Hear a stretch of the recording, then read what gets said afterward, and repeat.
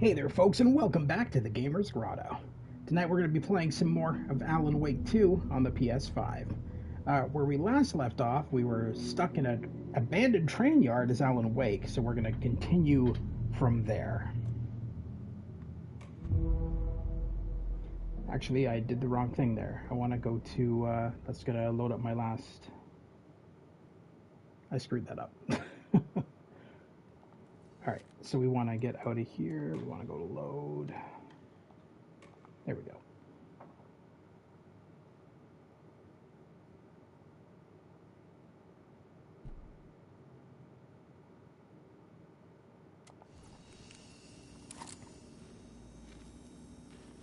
Alright, this is my last save, I guess. Don't even remember where I was. Find inspiration at the subway station. Oh, okay. All right.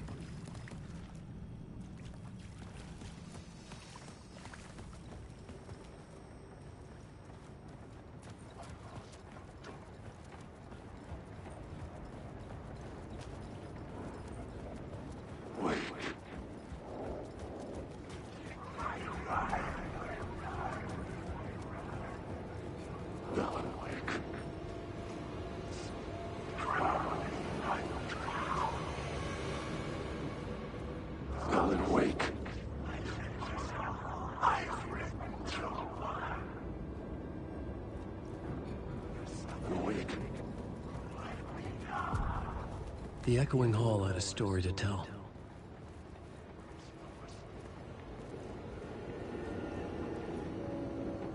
Alright, so we need to change this. I had a new beat for the story. With the storyboard. I think we want missing FBI agents, if I remember correctly.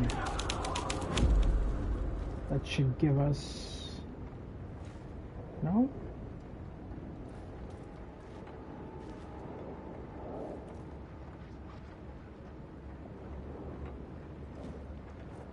Interesting. All right. Well, let's. We got this up right now, so let's go raid some lockers while we got this. Okay. Or not. Is there anything in here?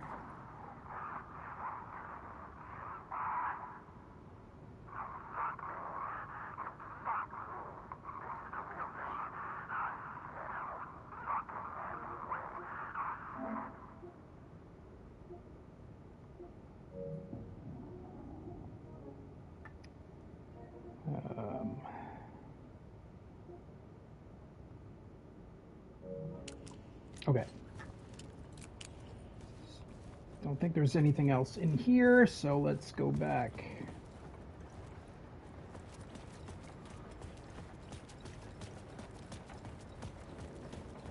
Now I want to change this again.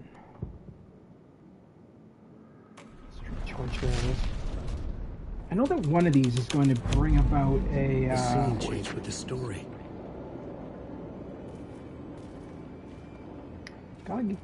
Gotta be careful of the shadows, because sometimes they will attack. Most of the time, not so much, but it can happen.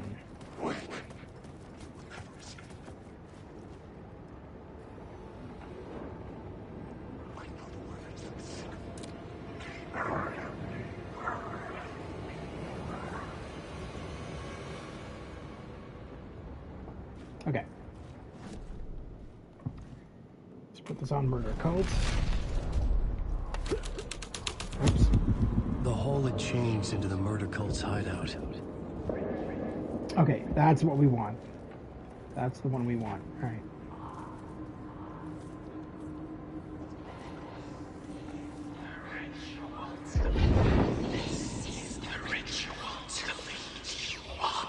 The Fed had witnessed something here that made him run scared.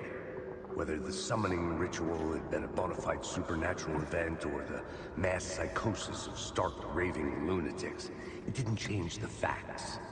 The cult was messing with things no one should mess with. The ritual was a vital part of the story, the key to reaching the murder site.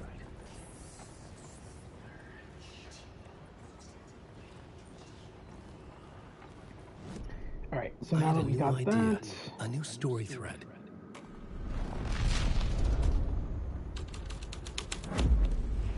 This thread would create something terrible in the city, but it's what the story needed.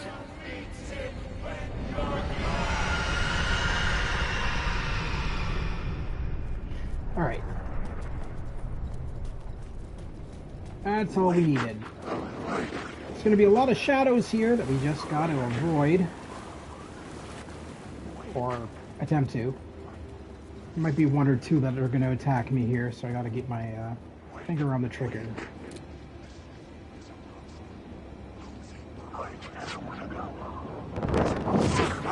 Like you.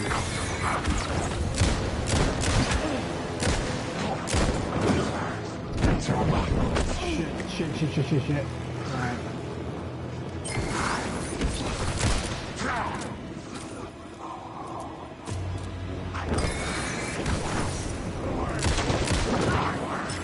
Jesus.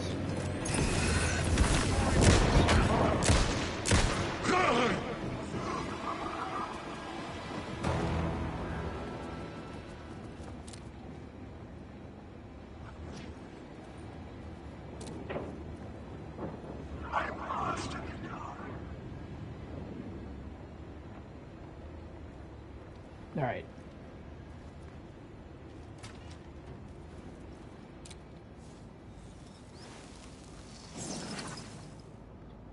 Word of action. Increase damage dealt to enemies in close proximity by 10%. Makes Alan 20% harder for enemies to detect. Decreases damage received from the darkness projectiles by 25%. We want this one.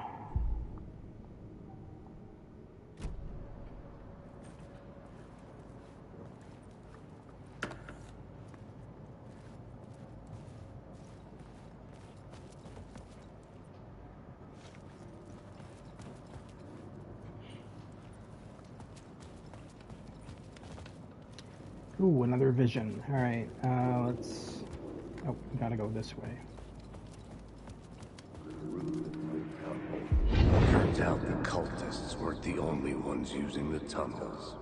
Hidden graffiti signs marked secret routes. I kept hearing whispers around burn barrels of an underground society of mystic outsiders with hidden knowledge.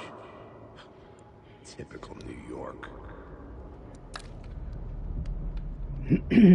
Alright. So, we need to go avoid every shadow we can see here. Hope to God they don't attack. Fuck. Fuck away from me.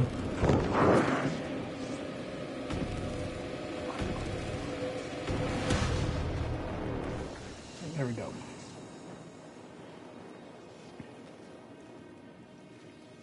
Health is not really going down that much, which is nice.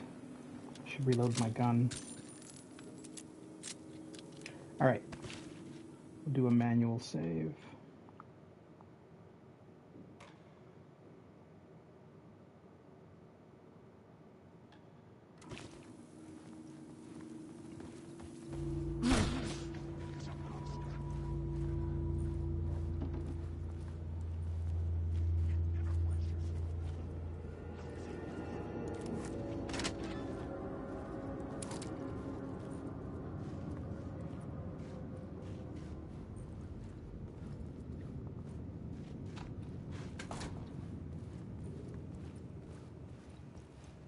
Always good to close the doors because the shadows can't exactly open doors.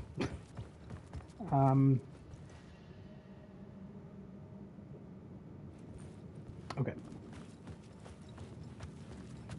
I think if I remember correctly, yes, complete the ritual in the collapsed tunnel, which is just up here. That's okay.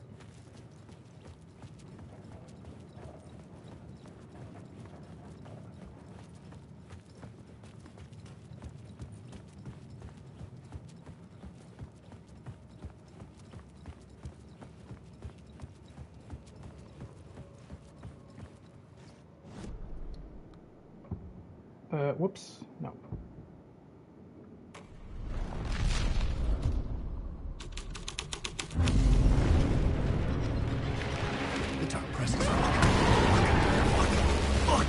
Fuck!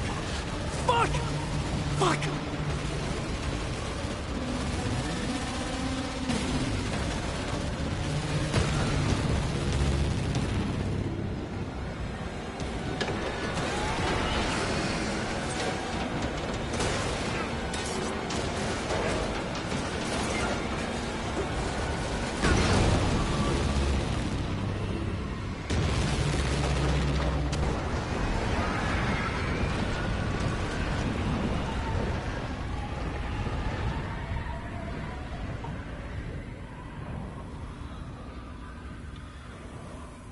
Whew. I couldn't hear the dark presence. It was gone. Always good to manually save every few minutes. Or whenever possible. Not that I think we're gonna die here, but because I've already beaten the game. I know what's all gonna happen, obviously. But always good, just in case. All right, so we need to go back to the collapsed tunnel. Now. I could get through. Shit.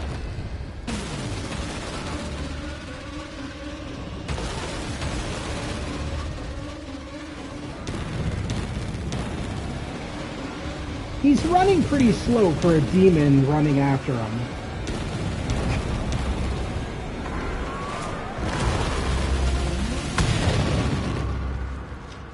The dark presence. I had seen it before. I remembered now. All right. It was always out there, hunting me.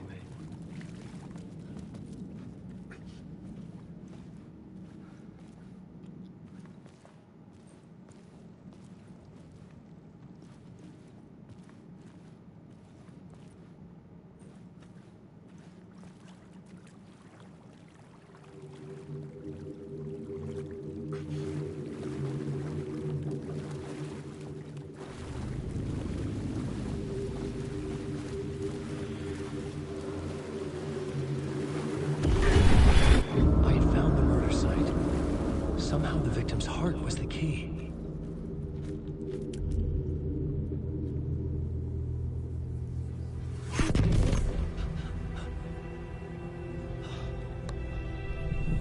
Something had shifted. I felt an overwhelming closeness to home. An FBI agent? Who are you? What is this? Who are you? She can hear me. I'm Saga Anderson, FBI. Help me. This is Alan Wake. I'm trapped here. The dark place. Under Cauldron Lake. Mount Cauldron Lake. Who are you? I'm trying to escape. I'm making progress, but I'm in danger. The dark presence. Help me. Please, help me. I could sense it. I was closer to home. Had the woman in the vision helped me somehow? Something had changed. Outside. Parliament Tower. Where I had lived with Alice. It was out there. Waiting for me.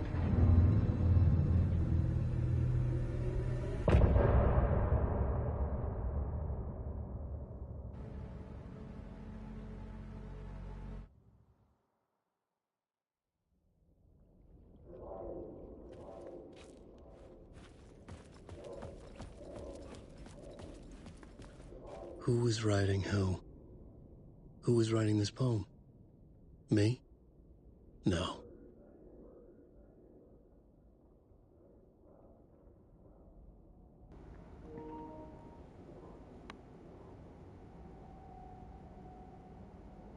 The writer of the first word, not the writer of the last. With the terror of the light and the shadows cast, the third eye now open to project the night. This is the moment to write. This is the ritual to lead you on. Your friends will meet him when you are gone.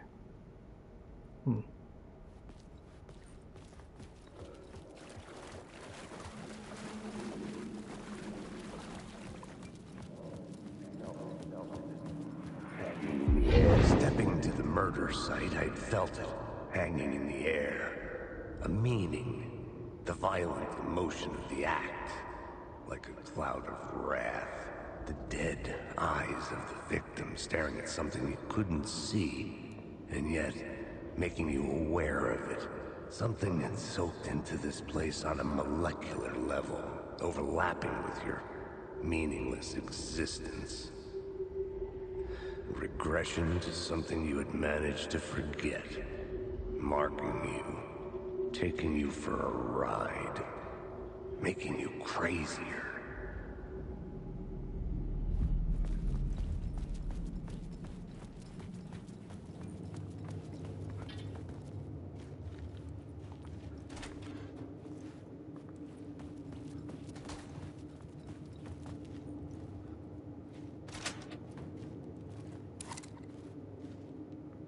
All right, and we're done in the subway station. Thank God. Hello, Grotto. How are you? Hey, Lewis, how are you doing?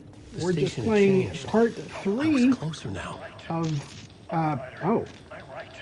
Writing is the key. Art is the key. Can I not zoom in on that? The dark place. I can't forget this. Fucking forget this. I'm in the dark place. I'm outside time and space. Outside reality. But this is real. A nightmare dimension. An ocean of darkness. Remember, its dark energy can make art come true. Make dreams and nightmares come true. Yes, I can use this. I need to use this. So, Out there, plotting to stop me, to devour me, become me. there is no way that Alan Wake is stable at all. Like, so it's interesting because Saga says to Alan, "Oh, it's amazing you survived this long in the Dark Realm. Like, I mean, 13 years. Does that look like he's stable in the Dark Realm? It looks like he's gone insane. I don't think he's stable at all, unless that's not even him and it's Scratch, because Scratch takes on the form of different people. But I do think that's Alan. He's just gone stark raving crazy from, oh, I need to take back my light. There we go. Do. Anyway, Lewis, how are you doing? Sorry, I kind of got cut off there because I saw that video and I just wanted. Oh, I need my flashlight. I wanted to just comment on it. I guess. Do we have to go? Okay, get to Parliament Tower. Our home in New York. Was I really this close to being home? Going up to our apartment? Would I be home? Or was this just an echo of the real thing? Even then, the murder site had brought me one step closer to escape. What the? Time Really? loses meaning here. How In loving long have I been memory. trying to escape? Long enough for Alice to think I'm dead. In loving memory of Alan Wake, 1977 to 2010, an author and a husband. So 2010 was when Alan Wake 1 was made, just as an FYI. So this game is kind of running in real time. I think I mentioned this before. So, yeah, Alan Wake came out in 2010 for, at that time, the Xbox 360. And then was later ported to PS5, PS4, PS5, Switch, and everything. What with the Alan Wake remastered edition, because at that point Microsoft lost the license to Alan Wake. They weren't. I think Sam Lake decided to not renew a license with them, if I remember correctly, because he wanted to release Alan Wake 2 on everything, which honestly was probably the smartest thing he could have ever done.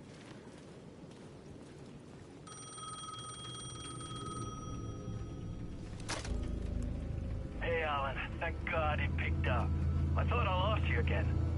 Who are you? Why are you helping me? Did you go deeper? To the overlap?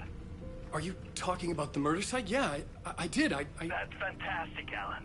We're closer to getting out. We're making progress. Well, we would be if you would answer my damn questions. Last time we spoke, you were pretty worried about Alice. Did you ever check Parliament Tower? you make sure she really got out of the dark place? Well, of course she got out. That's why I'm here. That's the whole goddamn point. Be very careful, Alan. The dark presence is stealing from you. It can already manifest as your double. Scratch will... Wait, hello?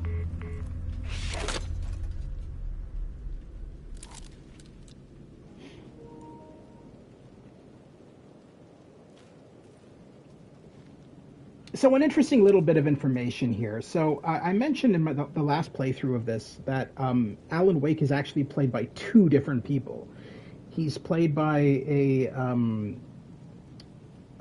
Finnish actor, I think he's Finnish, named Ilkka Ville, who is the model for Alan Wake, and he's also in the live action segments. But Alan Wake's voice is done by an American voice actor, Matthew Peretta. That phone call, that voice on the phone is actually Ilkka Ville. So that was Ilkka Ville's actual speaking voice, and you can tell that it's totally different than Alan's. He has more of an accent, obviously. And the whole reason Sam Lake didn't want to use Ilkka Ville's voice for Alan Wake is because Alan Wake is supposed to be an American character.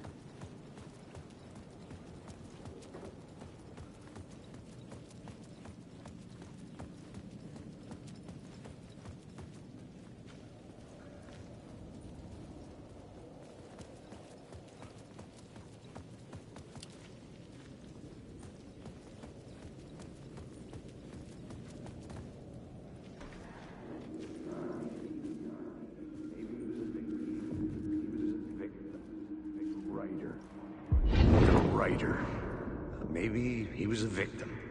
The cult, using his words. Or maybe he was the monster behind it all. Either way, Alice Wake, his ex, she knew things. It was there in her art for all to see. A cry for help. The darkness she'd witnessed. And that put her in danger. Was Alice here? In the story?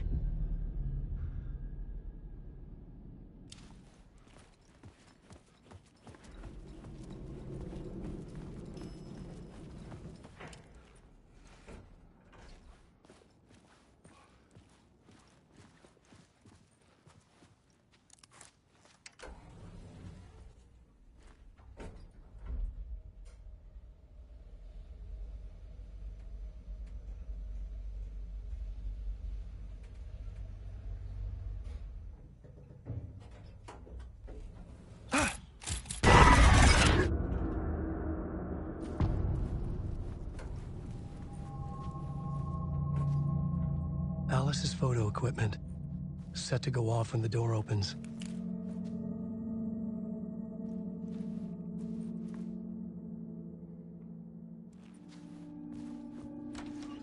Get out! Leave me alone! Alice! Alice!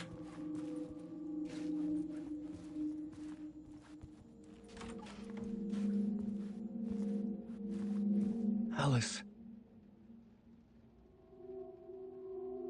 This is a photo of Scratch. How did Alice get this? Is he stalking her?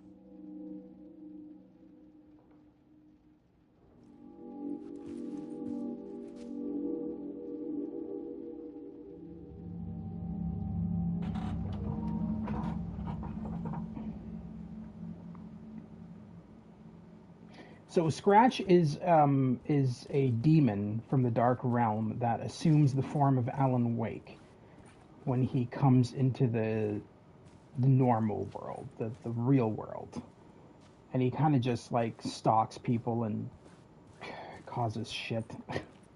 This is the door to my study, where I wrote my books. This symbol wasn't here before. So interesting that Alan Wake's apartment looks completely different than what it looked like in the first game. In the first game, first of all, it did not look like this at all. This is a lot fancier than what they were living in. That's for goddamn sure.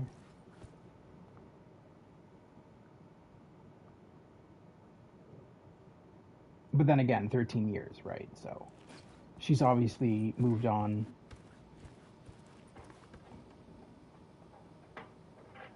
Part 1. What was Alice working on?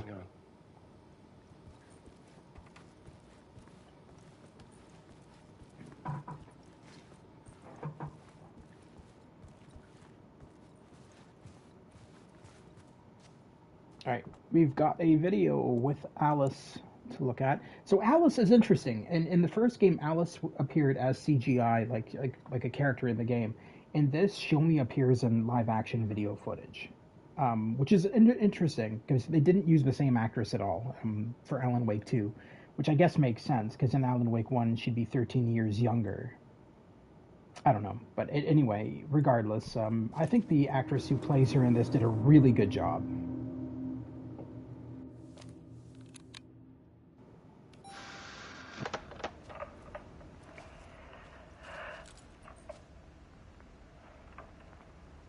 When I was younger, photography was everything to me.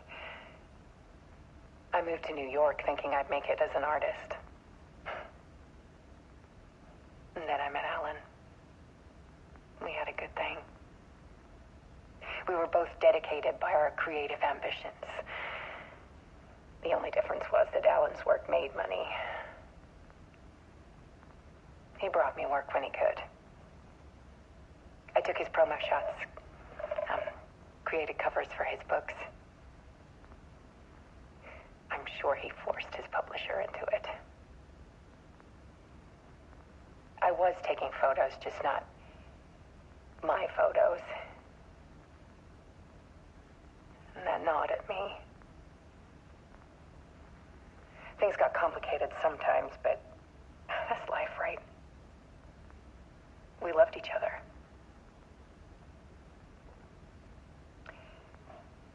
Then Alan hit a block.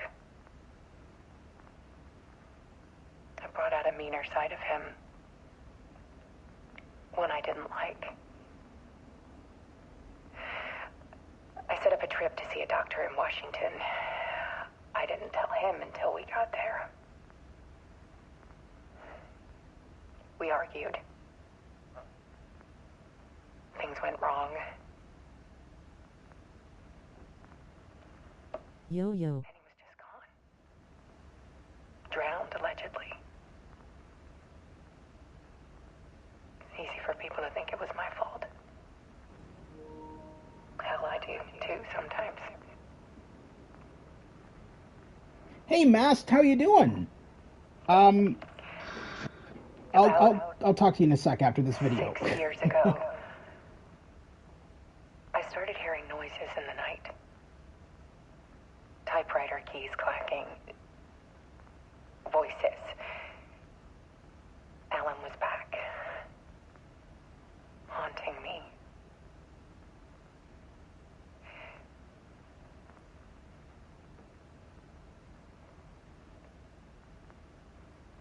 Then it got violent. It was Alan. And yet, it was a monster.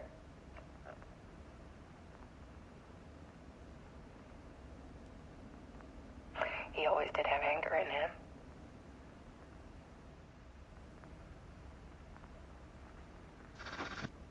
I set up cameras around the apartment with motion sensors and flashes. Now, when the monster comes, I turn it into art. My nightmares caught on film. And this is the focus of my new exhibition. To show people the world is so much darker than they ever knew. I'm calling this exhibit The Dark Place.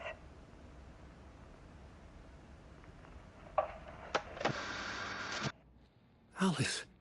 Scratch was terrorizing her. Why? My Xbox won't turn on, so I'm watching this on my iPad. Oh, shit. What's wrong with your Xbox? So just as a heads up, Alan, who's stalking her, who's like the monster side of Alan, that obviously wasn't Alan. That was Scratch, the demon, who. So Alan never came back to her. In Alan Wake 1, when he went into the Dark Realm, he still hasn't escaped from that. For some reason, she thinks that Scratch, the demon who has assumed the form of Alan and is in the real world, is her husband, which it's not. Her husband is who we're playing right now, and he's stuck still in the Dark Realm, which is what this all is. This is the Dark Realm of the real world, essentially. So this is the dark side of Alan Wake's wife's apartment. But yeah, no, your Xbox won't turn on. That's Well, odd. it turns on, but the TV won't connect, but I fixed it. I restarted my TV. Okay. Oh, yeah, that sometimes happens with smart TVs. Sometimes you might just have to unplug the HDMI cable and plug it back into the back of the TV. I've had that happen with mine. It's a common occurrence with smart TVs, and is actually quite easily fixable. Another thing I wanted to mention to you, Masked, is I got a notification the other day that Choo Choo Charles is actually coming to PS5. So I've put it on my wish list, and once it comes out, I'll grab it. So I do intend to stream it once it comes out. I think it's coming out next year, like January of next year.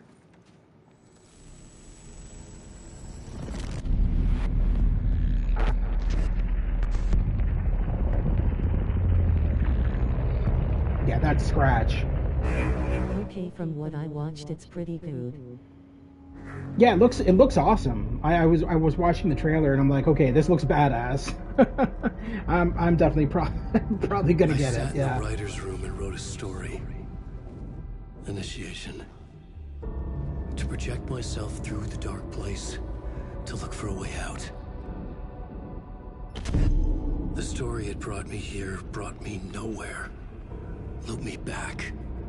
I was writing the story. And in the story, I now stepped into the writer's room. But there was no one here writing.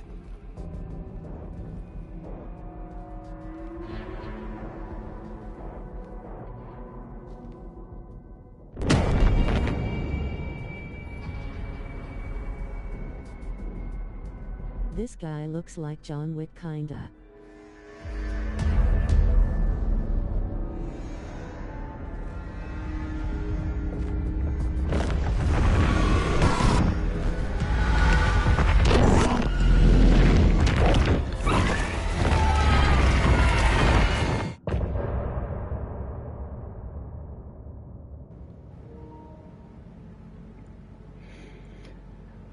Okay, so there are two actors. I mentioned this earlier before you joined. There's two actors playing Alan Wake in this game.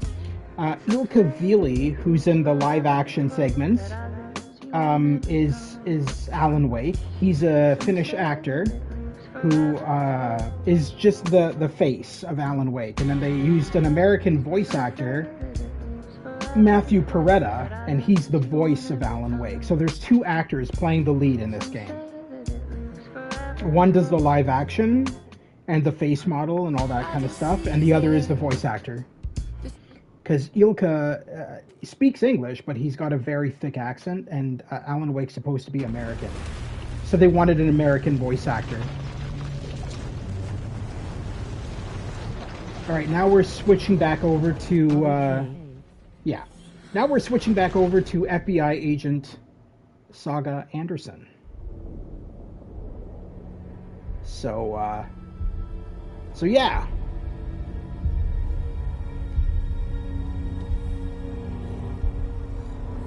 Now we're back in the real world. So whenever we play a Saga, this is the real world.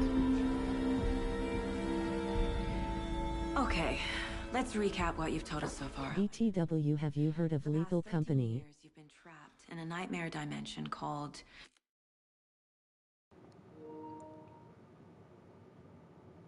I actually have. A friend was talking to me about it the other day. It's actually doing insanely well in sales on Steam, from what I heard. If it comes to console, I'll grab it. But my PC is not really one for modern games. I mainly play classic adventure games and stuff like that on it, like Sierra, LucasArts, that kind of stuff. I haven't upgraded my computer in at least 5 to 6 years, and have no intentions of doing so because I've got an Xbox Series X and a PS5. So realistically, there's no point in me upgrading my PC when all modern games I can just play on those consoles. It's a terrifying fun game. If it comes to PlayStation, you should play it with some friends. The dark place. It's like New York, but it's not New York. And can be reached from the bottom of Cauldron Lake, but it's not really under the lake. And after all this time, you've managed to get out. Yeah. But so has your evil doppelganger. Mr. Scratch?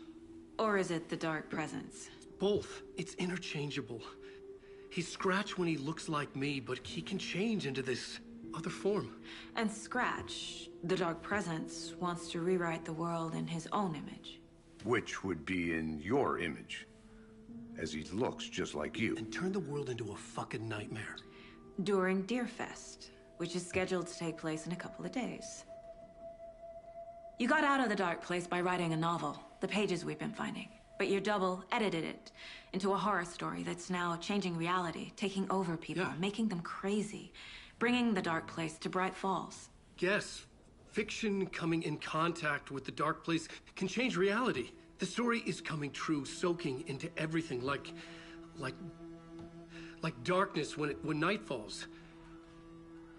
But last time This will be back in 2010. Yes, last time it didn't happen all at once. The story came true bit by bit as it unfolded. And that dark presence was still bound to the lake. I stopped it before it got the ending it wanted. Before it broke free. Based on that, there's still time. Which brings us to your magical light switch. The clicker. Magical doesn't quite cover it. Scratch wants it to bring about his ending. Why does this remind me of Stranger Things? If I can get the clicker, I can send him back to the dark place, make all this shit go away.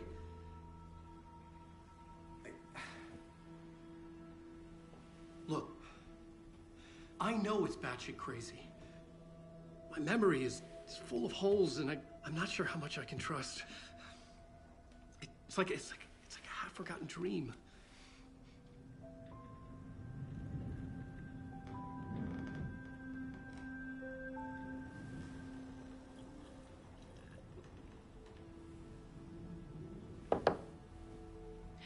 Mr. Wake, Alan, we've seen our share of batshit crazy in the past 24 hours. What I want to know is, why am I? Why are we written into the story? I think I saw you. Or a vision of you in the dark place. I think you helped me reach out and escape somehow. With that in the story, Scratch would have edited it to get to you. To hurt you. We are all in danger.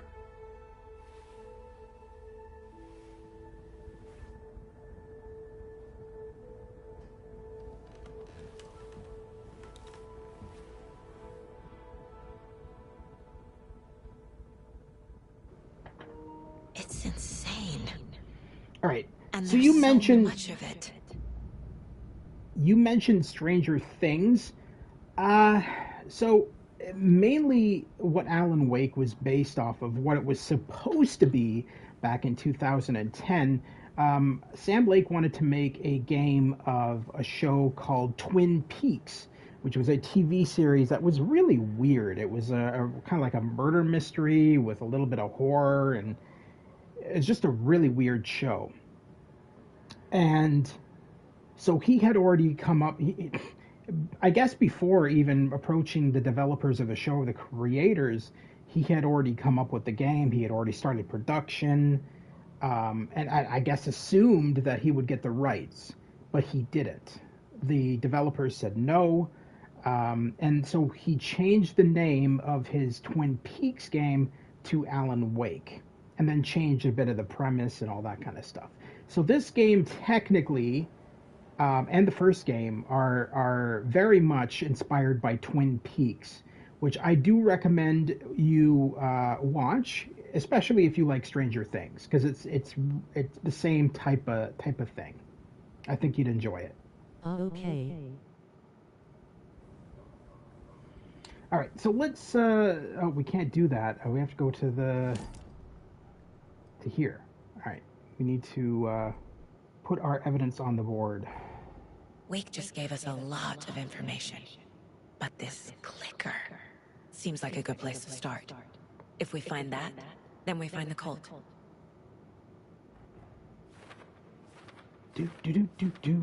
I do have to say, though, that compared to the first game, this game is phenomenal. Like, this game is so much better than Alan Wake 1. There's just... I don't know. The pages we've been finding are from a horror story called Return, written by Alan Wake. And the contents of this book are coming true. Why couldn't it have been a romance? Yeah, why couldn't it have been a He doesn't write romance, he's a horror writer. He said in the first game he was inspired by Stephen King and R.L. Stine. This is an entity called the Dark Place. Inside the Dark Place called the Dark Presence. Okay. So it goes there. Alright. Wake in the form of Scratch, the Dark Presence is editing Wake's story, wants to turn the world into a fucking nightmare. So you... BTW, have you heard of Phasmophobia? Yes, of course I have. It's coming out next year for PS5, and I plan to grab it. I'm a big fan of ghosts and horror games like that, so I am definitely getting it. I'm excited for it. Flashlight seems to weaken Taken. Me too. You're grabbing it too? Nice.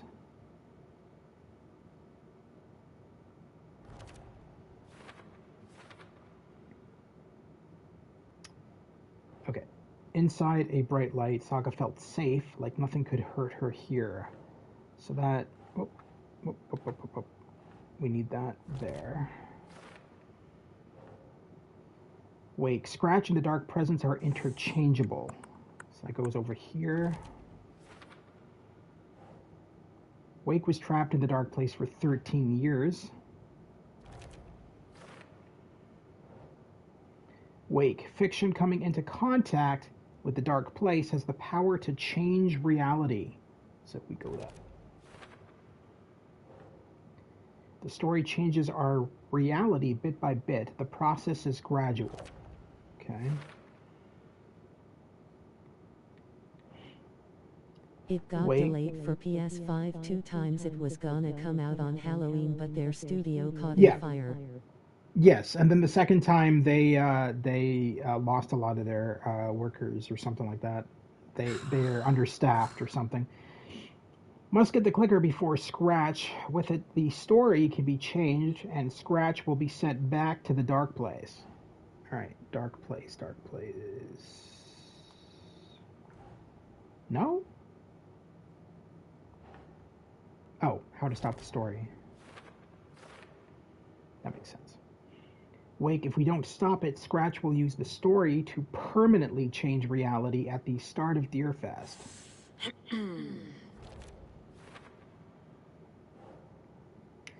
Some other strange reality, the Dark Place merged with ours. This place and the Dark Place, the page called this area an overlap. Dark Place.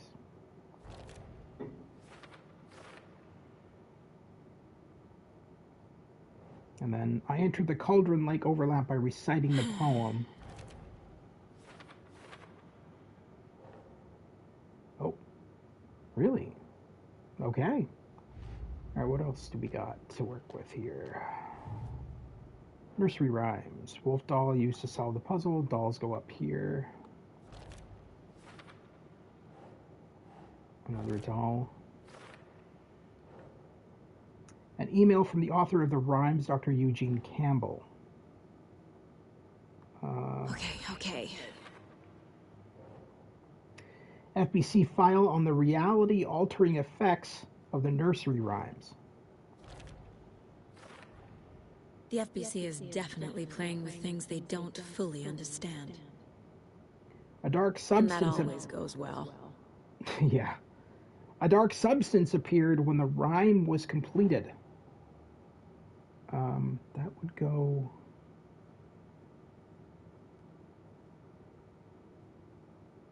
here?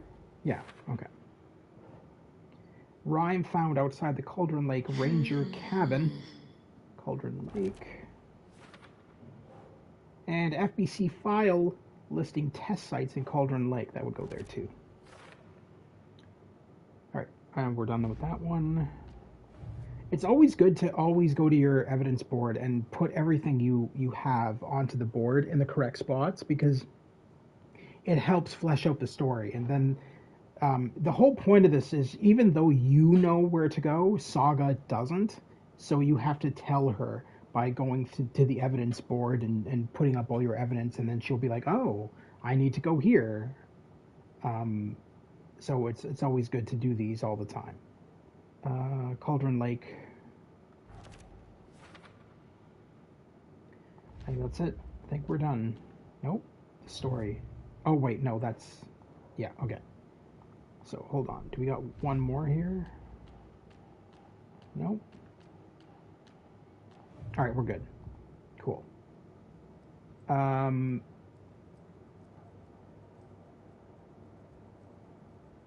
think we're... Yeah, we're good. So let's swap back to the real world, and we'll interrogate Alan about some more of this shit. See what else we can find out. Have you ever heard of the cult of the tree? Creepy bunch.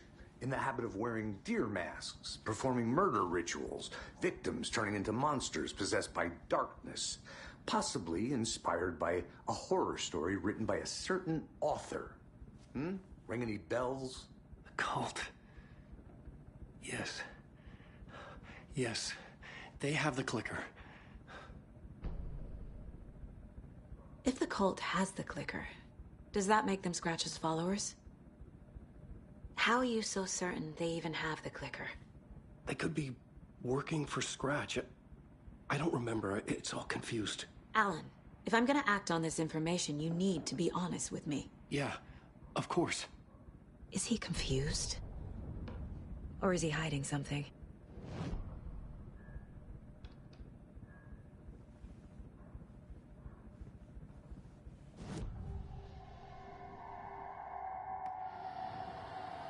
Wake said the cult has the clicker. How does he know? The writer is the reader. The next chapter, the next chapter, the next chapter.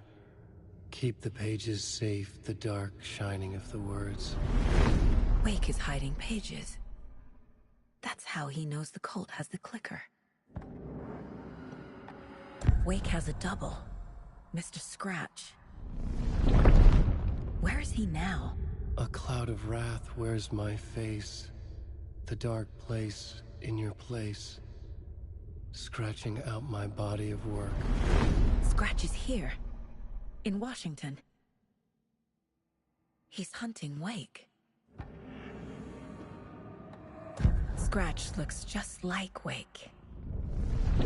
Why? Don't wake up the dreamer if your life is a dream. I swam to the shore, but the water is rising. Wake and Scratch are clearly connected. Maybe Scratch got out because Wake did. Or vice versa.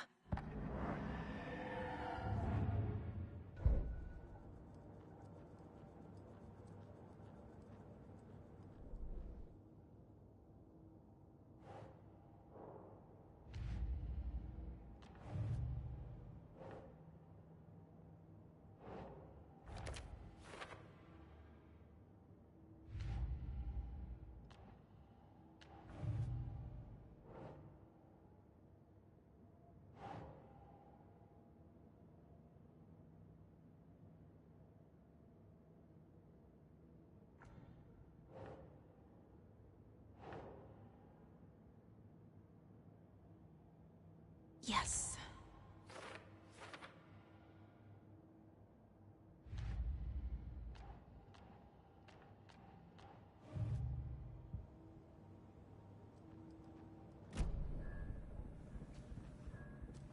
Okay, Mr. Wake. I know you have more pages of the manuscript on you. You don't understand how vital these pages are. They're the only way I can know what's coming. You're not the only one trying to solve this. This is our job. Okay. Here.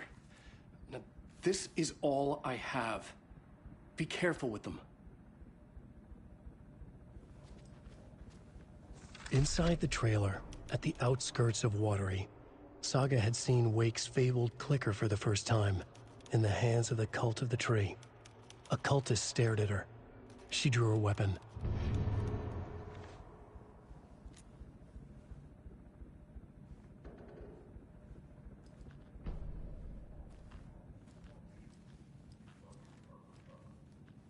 You were a handsome deer. Okay. I don't, sure. That's so crucial to what we're doing right now. Let's just pet a severed deer's head. Alright, looks like we've got more case notes. Maybe? Oh, yes. Standing inside the trailer at the outskirts of Watery, Saga had seen Wake's fabled clicker for the first time. Oh, so that was just basically the page that we saw. Put that there. The cult of the tree has the clicker Wake told me about. They're a part of all this. I think that's it. Yeah? Yeah, that's it. That's it for now.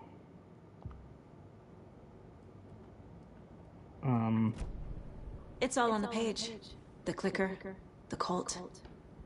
Okay, I'll head to Watery and find this trailer. Casey, you stay here and keep an eye on Mr. Wake. Got it. No, you need me there. No dice, pal. This is an FBI investigation, and I don't see a badge on that flannel.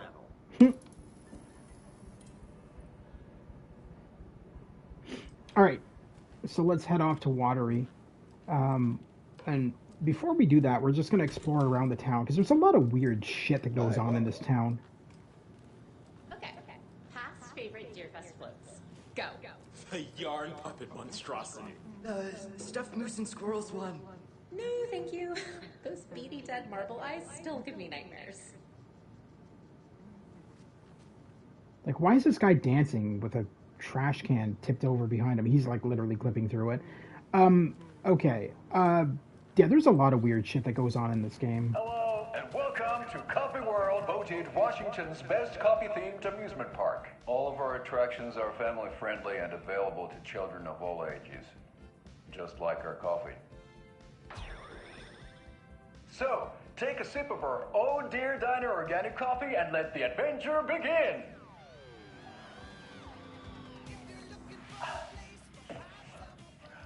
Hold on for dear life on the Espresso Express! Oh!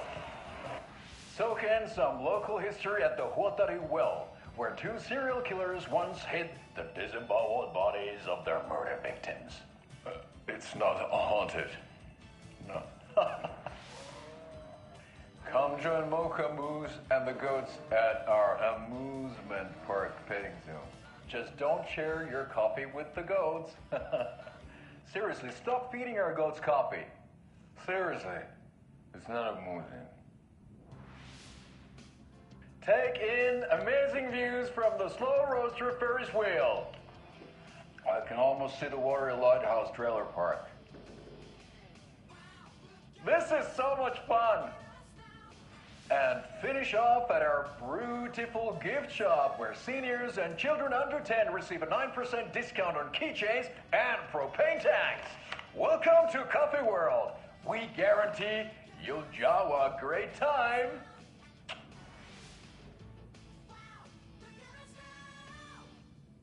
This is the third time I've requested something be done about the TV in What? my room. Hold on. Propane tanks? Itself. It's keeping me awake all night. Yes, sir, I'm terribly sorry for that. We've called a professional electrician. In the meantime, have you tried unplugging the TV for the night? Oh, there's an idea, Einstein. Why don't I just get rid of everything I'm paying for in that room while I'm at it? Sleep on the floor. Go to the toilet in the corner. Hey, I'm not unplugging it. You're fixing it. Of course, sir. Alright, I'm going to turn on my flashlight here, because it's really dark back here. It's so weird that there's no, like, decent lighting in this place. Like, half the lights are turned out.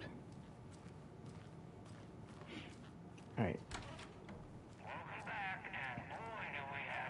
Oh.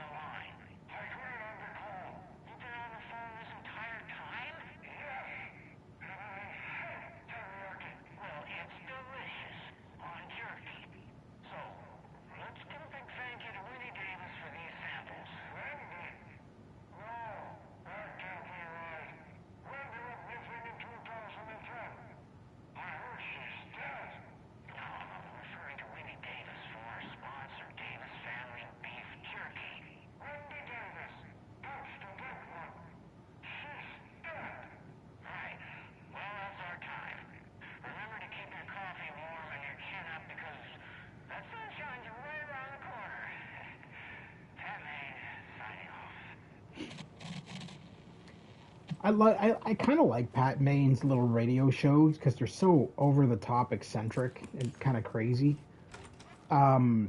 He's kind of I feel like at first I thought that he's going senile because in Alan Wake 1 he was pretty old.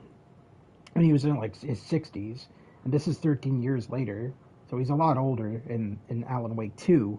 And so I figured at first that he was going senile until I realized what's going on is that the world is changing around him because of Alan Wake's stories and his scripts and everything, and he's having trouble adapting to it. For some reason, he's stuck in the modern world, and he's not changing, but everything around him is changing. So he's... What is that sound? That's the heater. Okay, that's freaking loud. So he's not changing, but everything around him is changing. And then he starts thinking he's going crazy because, like, nothing makes sense to him. When realistically, he's not going crazy. It's the world around him is being rewritten by Alan. Or Scratch, I guess. I guess it would be Scratch more than Alan. What is this? Cauldron Lake look into news and rumors, focus on 2010. Cross-reference with old case files from NYC cult, similarities and commonalities in methodology and part of series. Find out name of good coffee from diner. It's the Oh Dear Diner coffee. What the hell is... Oh, that's a mirror. They were just framing nothing. I wouldn't put it past them, to be honest. Hello? Lady, there's nobody at the room. Just move on. Psycho.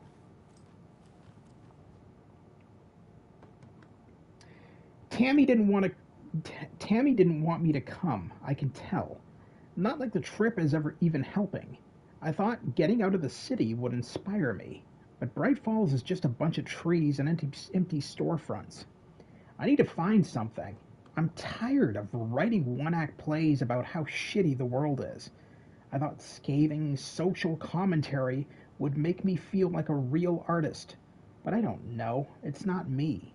I want to write something weird. Something really out there. Something authentic. But what? Fuck this town. I don't even want to get into what happened last night. It's weird, though. Sitting here in the hotel room, some pieces are starting to fall together. An idea for a new place, a space cult, burning down the galaxy in some misguided search for TBD. A lone man, an artist, wandering the stars until his destiny puts him straight in the cult's path. All black cast? A musical? A rock opera? Interesting. So we got another manuscript down here.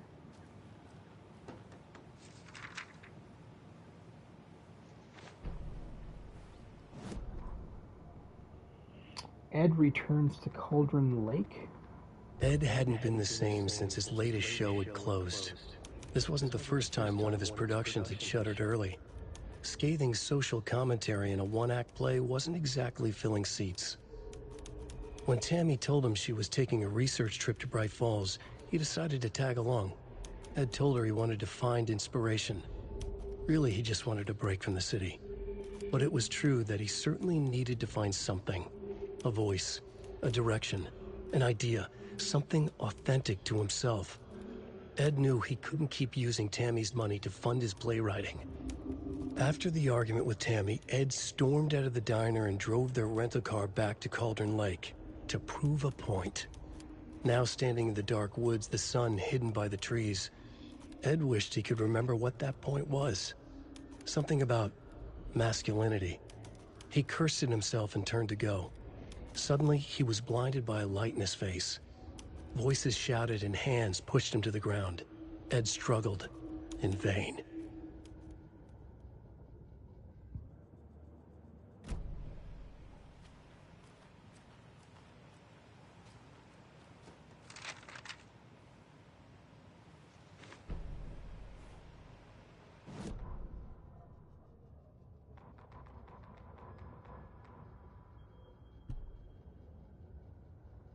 Tammy tapped her pen on her notebook. Alan Wake had ridden this same ferry into town when he arrived. This was his entry into Bright Falls. His first steps across the threshold. She wrote that down. She always found it helpful to walk in the victim's shoes, do what they did, see what they saw. It added great color to the book. Tammy felt raindrops on her face. God, again? She pulled up her hood. The rain just kept coming. She missed New York. So far, this hadn't been the simple research trip she pictured. First the incident at the lake, then the fight with Ed. It's not surprising tempers got hot. They were both on edge after what had happened. Tammy had said some things she regretted. She looked out over the harbor. A chill passed through her. She hoped Ed wouldn't do anything stupid.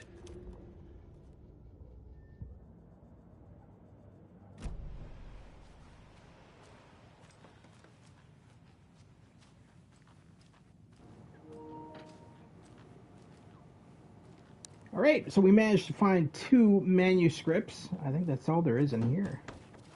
Lady, stop knocking at the door. Nobody's there. I think we're done in here.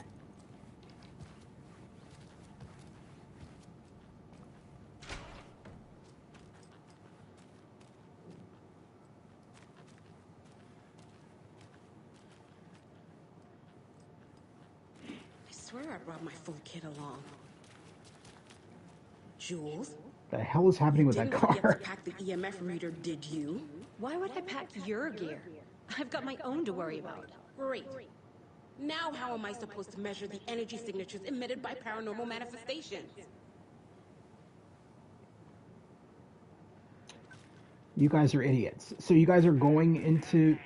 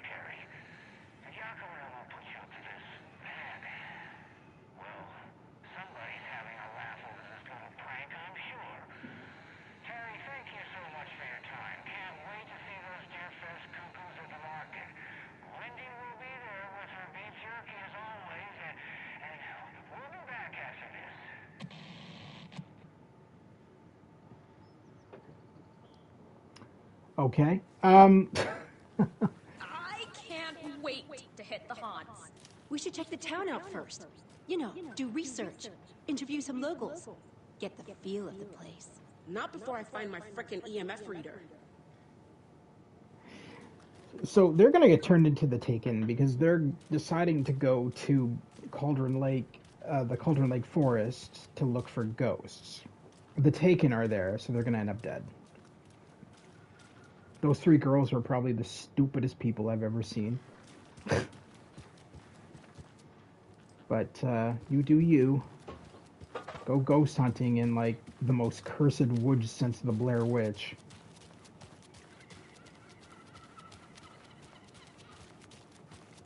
So we're just going to do a quick jaunt through town, see what's going on, and then we'll drive down to Watery and continue with our investigation. Because there's always stuff going on, some weird shit going on in the town.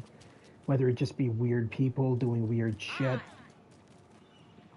Hi. Or, just strange shit. Yako, we're going to a cool guy's house to drink some brewskis. Are you coming? No, Ilmo. I'm very busy wearing a turtleneck and drinking wine. Like an asshole. Oh dear, I know what Yako needs. I'm a beer to the rescue. Bring out your inner Wolverine with Alma beer.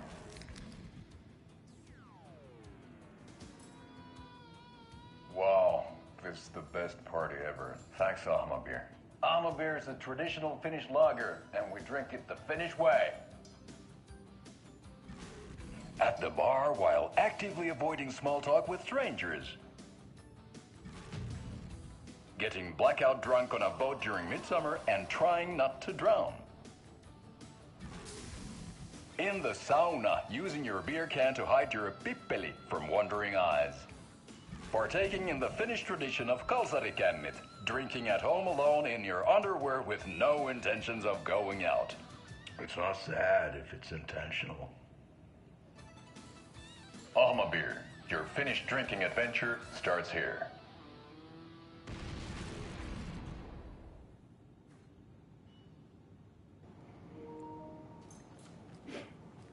I freaking love those commercials.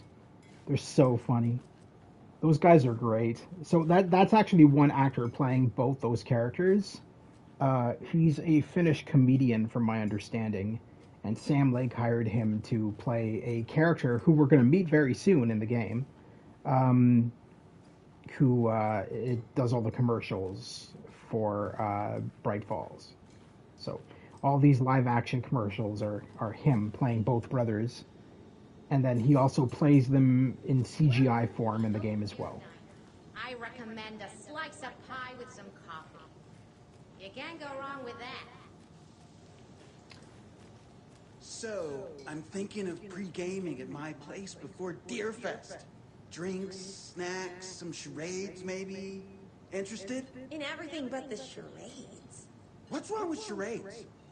It's fun. And deer-themed. Deer-themed charades?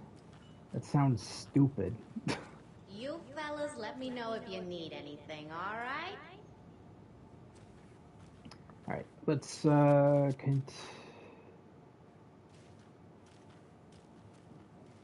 Is he just taking photos of the same? Okay.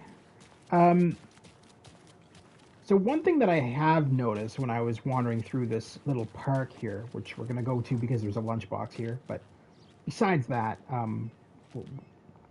anyway, grand reopening. The Founders Park was relocated here as our small town keeps growing. We are sure you'll find this placement for the park every bit as wonderful and relaxing as the previous one. Welcome to the new and improved Founders Park. Alright, so if we become of my birds now? Where will they go? Who will feed them? Fly away, find a happier place. Go while you still can. Okay. So this guy, at first I thought this was a glitch, that they just put the book upside down because he's reading the book upside down. Margaret? And I thought, okay, that's a funny little blooper. And then I looked behind, and he is literally reading the book upside down. Which again is intentional, because everybody in this town is freaking weird.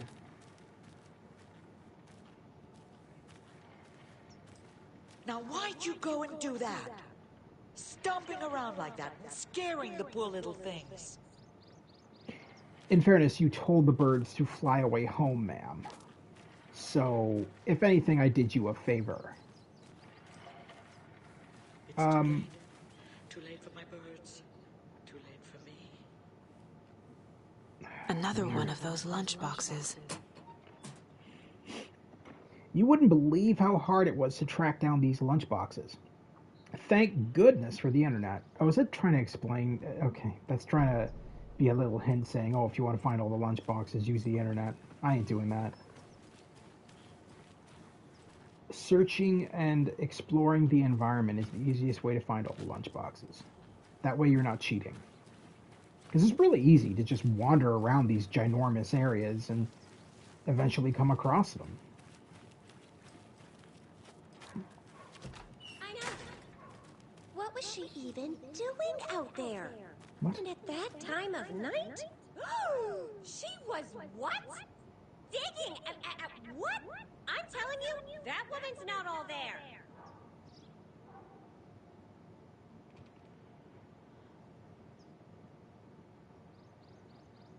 Next, you'll be telling me you saw her climb up the tree like a squirrel.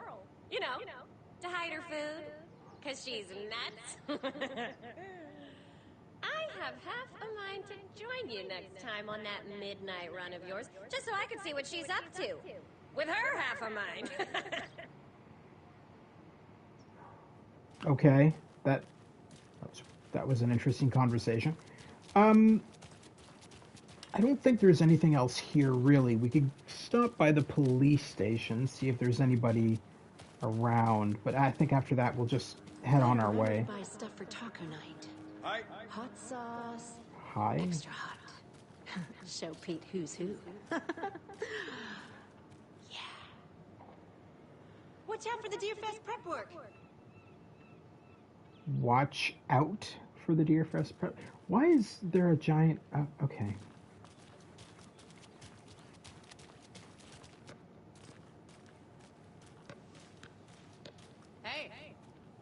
So in Alan Wake 1, we got to explore a lot more of this town than we can in Alan Wake 2.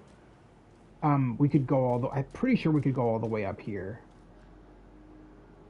Like, we could go... Hope it won't rain in our parade. We could go pretty much anywhere in the town. I know that somewhere up here, I think, like... I want to say it's, like, way up here past the church. There's, like, a landing pad for a helicopter. Because I know that you end up taking that in Alan Wake 1.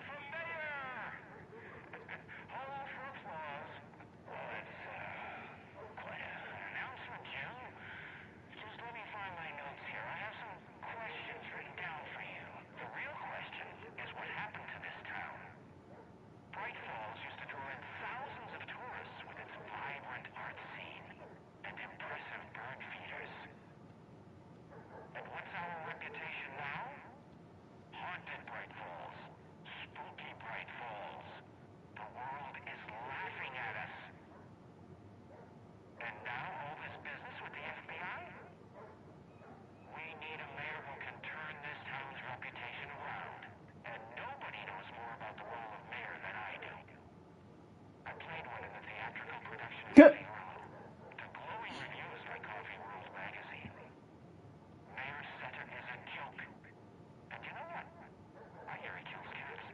What? I said it. Now, Jim, this is a family show. I found my notes here, so why don't we pivot to some questions? First question, what exactly goes into that delicious beef jerky? Right. Looks like these are my questions for Wendy Davis of Davis Family Beef Jerky. The only jerk I care about is Mayor Setter. Our future's at stake. Pets are being murdered. And it's time for a change. Jim Figamore for mayor. That concludes our program today. Oh, and I actually have more Jim Figamore and Pat Maine signing off. Okay. So I don't think any person is killing pets. I think it's the Taken. The mayor is just using that as an excuse to kind of like, okay, yeah, see you around. Weird. Okay, we didn't need to body check that Saga. How many times do I have to tell you? She's gone missing. Are you sure she's not just avoiding your calls? Why would she do that? I'm a lovely person. Okay. Ooh, I didn't know we could. Make sure to write Well, down that's he's useful. never done this before. He always comes home right after work, or at least calls to let me know he'll be late. She's not even on the computer. She's like, I'm not listening to you, lady. I am, however, going to check the emails. Actually, have we already looked at these? I think, yeah, we've already looked at all those. I don't think there's anything new in there. Okay. I really need to stop running, because she's just slamming into all these Told doors. everyone to stay out of the basement. And now, they're nowhere to be found. I bet they're just trying to get out of work. Let's not assume the worst of our colleagues. Yeah, God forbid. No, they've turned into Taken. They are not... They have not disappeared. They are possessed. Anybody who was in that morgue is pretty much dead. Or taken anyway. Go into the jails? I think we can. This guy, I don't like it. It's staring at me. Fantastic. And everybody in the jail is pretty much insane. Help! Turn it away! Turn it away! Yeah. Okay. All right. I think we're done here. This is just a washroom, I believe. It's this note. I know one of you is stealing the toilet paper. I've been counting them, and there's an entire roll missing every day from stock. Theft is taken seriously around here. It's a sheriff's station, for Pete's sake. One of these days I'm going to catch you red-handed, and you better believe you're going to get thrown out. What a disgrace you are. What kind of nut counts toilet paper rolls? Sounds like you've got too much time on your hands. I mean, I tend to agree. There's more important things to do at a police station than count toilet paper rolls.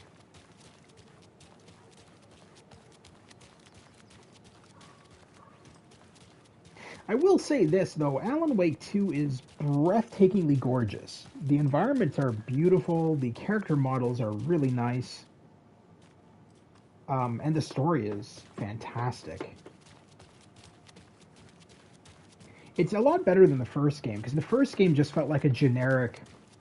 I want to say the first game, although the first game was good, it felt more like a generic survival horror game, whereas this one feels a lot more fleshed out and a lot more than just a horror game. I know that Sam Lake said he wanted to go with a more horror feel for the second game, but honestly, this doesn't feel as horror. I mean, it does, I guess, to some degree, but it's not overly scary. I know that a lot of gamers said that to them it's a really scary game, but to me it's not. It's really cool, but I never found any parts. I've already beaten the game under an alternate account, and I do feel like it's not scary to me. It's very cool.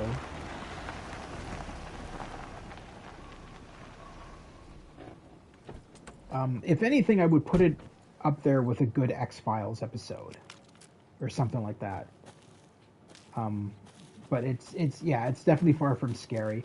Now, before we go to Watery, we're just going to check here, because I believe on our previous playthrough, we missed a couple of collectibles in the park.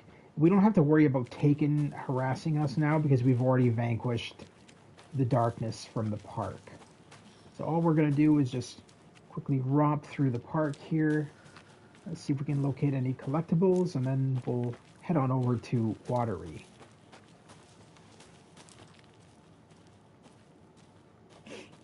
I don't think there's any over here. I think they're further down into the park.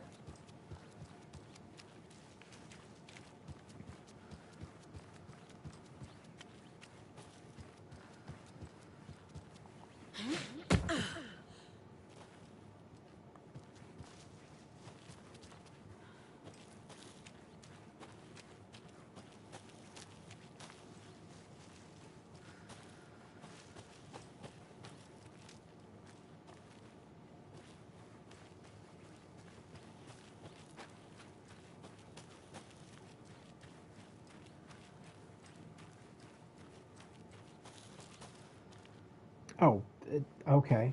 This is not the way. Yeah. Okay. That's just a road going out of the park. I figured there was a trail or something there. What is up here?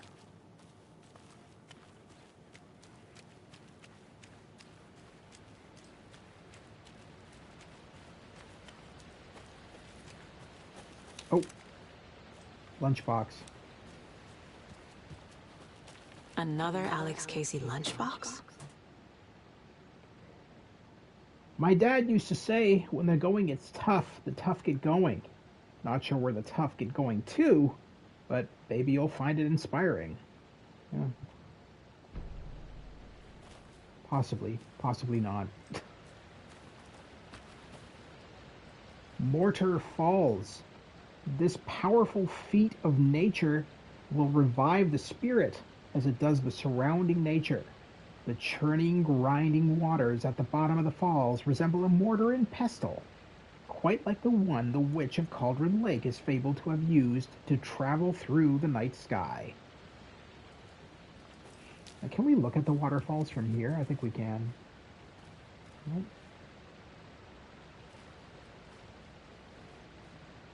Oh, there they are. I was looking in the wrong spot. Now, how does this look like a mortar and pestle, though?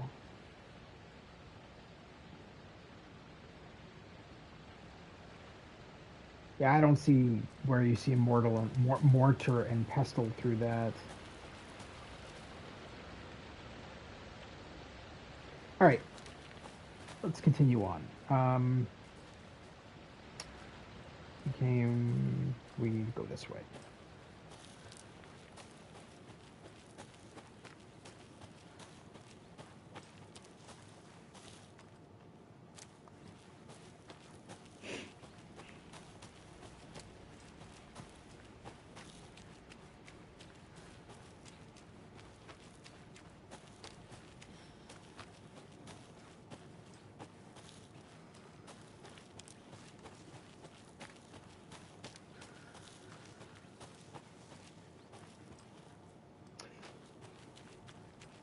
I don't remember if there was...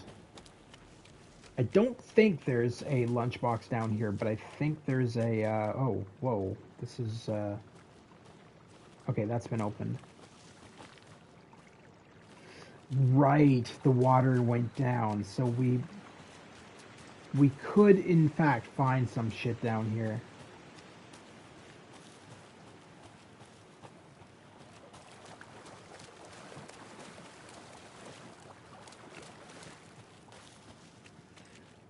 Alright, I'm already seeing a box here that hasn't been opened. There's a house up there.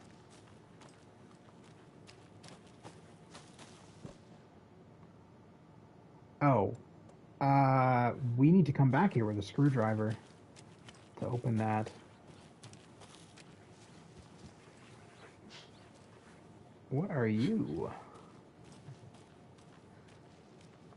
I've never been here, that's for sure, because this would have been turned on.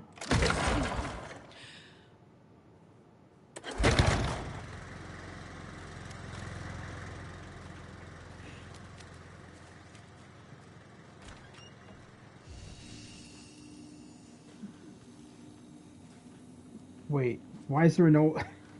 Hold on. Why is there no electricity?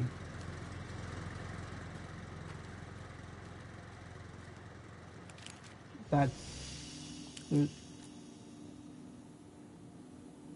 Okay, that's strange. Alright, whatever. Miriam and Matt, thanks for the lovely hike. Patty, came down from New York City and loved every minute of the trip. Lori and Bob, these paths have seen better days. Well, yeah. Kev, nice views you got here. Mr. Lockhart, may I suggest adding some nice rest stops along the way? I mean, there's picnic tables everywhere. Camping do's and don'ts from your friendly park ranger. Do hike and enjoy the scenery. Do set up your tent. Do enjoy a nice meal. Do relax. Don't chop down trees. Don't leave your trash behind. Don't be loud and obnoxious. Don't start a forest fire. And remember, always have fun. Don't start a forest fire?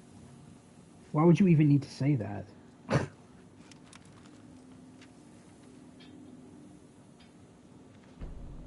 Another manuscript by the great Alan Wake. The victim was one of their own. FBI Special Agent Robert Nightingale, gone missing here 13 years ago. Now he had suddenly turned up, only to be murdered in a brutal ritual on the very day of their arrival.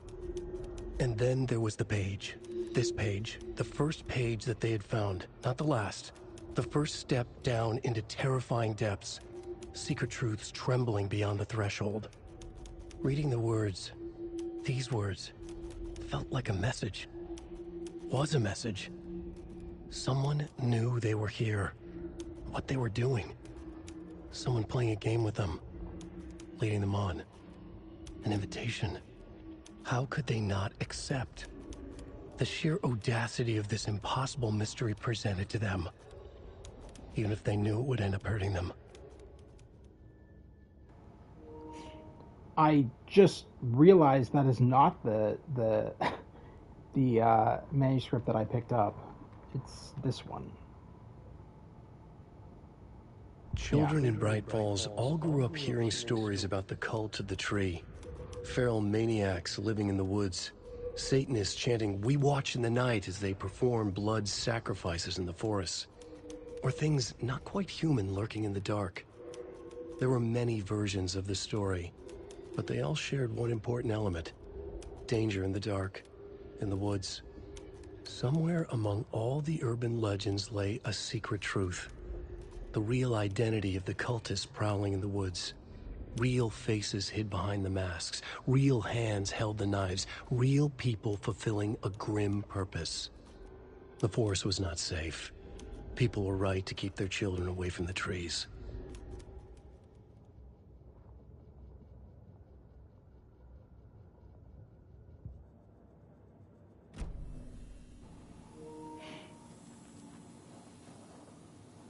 I mean, yeah. I mean, it just shouldn't be wandering around. There's a rhyme over here. Oh. You shouldn't be wandering around this forest at any point. Unless you're us, of course. A mother crow sits in her nest guarding her babies, doing her best to protect her home from the beast coming to feast. But only a hero, brave of heart, can keep the two apart. Alright, Mother Crow sits in her nest. Mother Crow. Wait, we don't have all the dolls, do we? Or do we? No.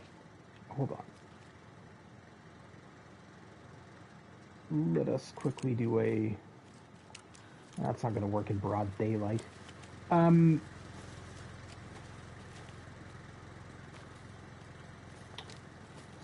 Do just a quick scout here, make sure that there's no dolls to pick up, because usually there is for these.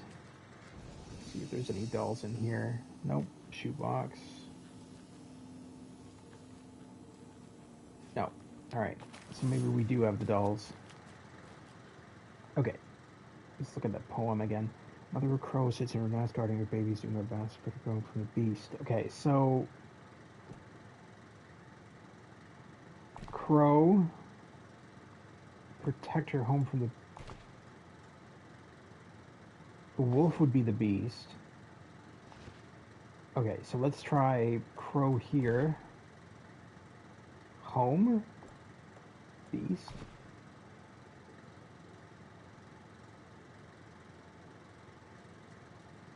Oh, only a hero of heart. So we need a hero there. There we go. Sweet. Alright. Something changed. Is there anything in here?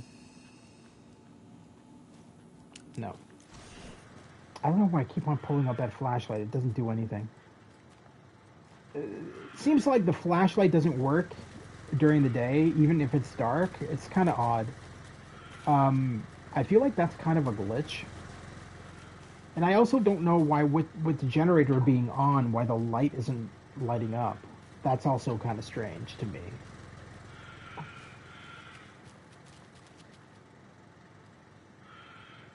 Okay, I hear a crow crowing over here, so maybe... here we go.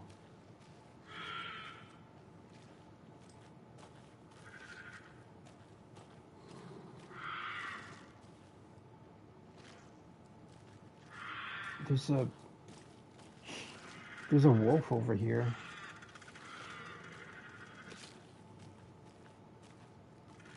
Or not?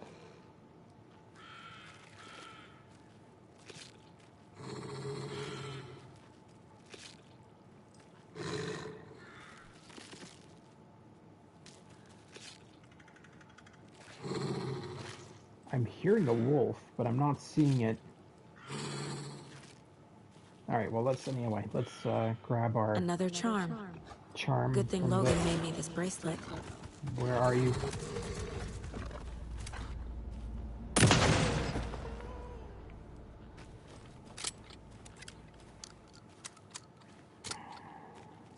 Okay. What is that charm? See if we can equip it, if it's anything good. Increases hand flare's duration and area of effect. Not needed. So what we'll do is we'll go back to that safe house and just access our shoebox. And we'll just throw that charm in there. Save ourselves some inventory space. I'm also going to throw in the fuses, or not the fuses, we're going to throw in the flares, because I don't really use these. And if I ever need them, I can just grab them from my shoebox. Okay, what else can we throw in here? We can throw that in there. I never use those either. We'll move. Okay, perfect. Let us continue on our way.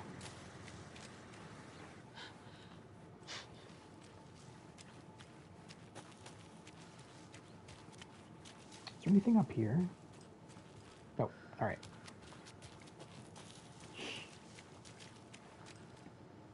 Witchfinder Station. We already went there in our last playthrough, so there's not going to be anything there. From Alaska to British Columbia, Washington, Oregon, and all the way down to California, the Pacific Northwest area spans over a diverse range.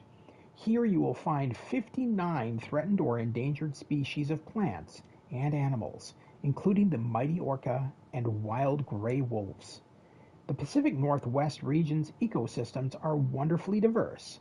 They include mountain areas like the Cascades and Olympic Ranges, as well as the dense forests around them. In the west, there are several islands and dry desert plateaus covering the east. Some of the common wildlife calling the Pacific Northwest their homes are robins and seagulls, squirrels and otters, cougars and deer, coyotes and raccoons, salmon and blue herons.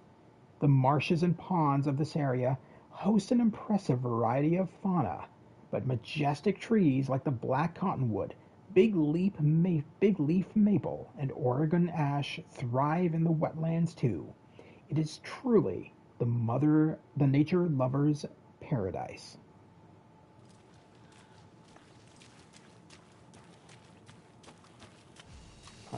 It's probably got a lock on it. Yep. Okay.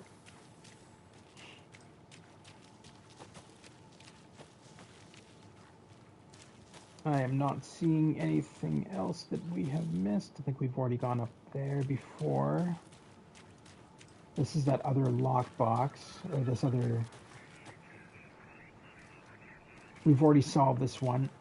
So, I think we're done.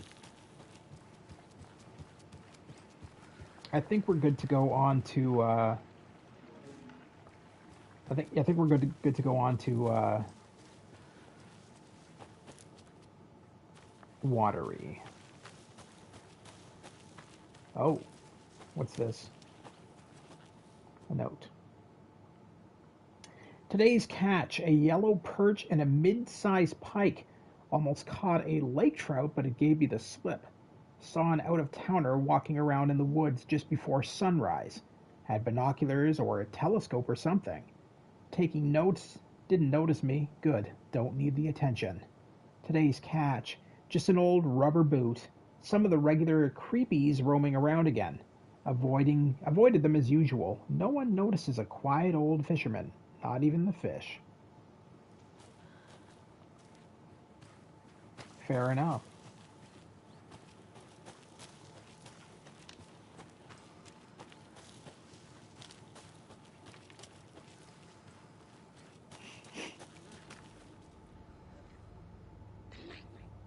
Oh, shit, there is still Taken wandering around out here. The hell?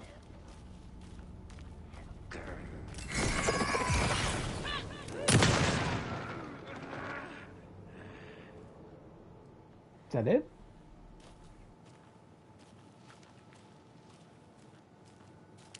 Put away your flashlight, Saga. Don't need it out. How strange. I wouldn't have figured that they'd still be around here, because we vanquished the woods.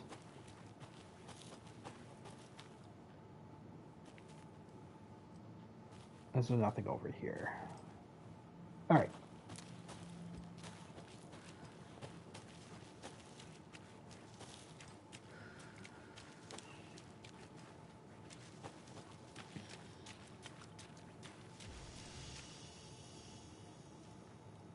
The fuck?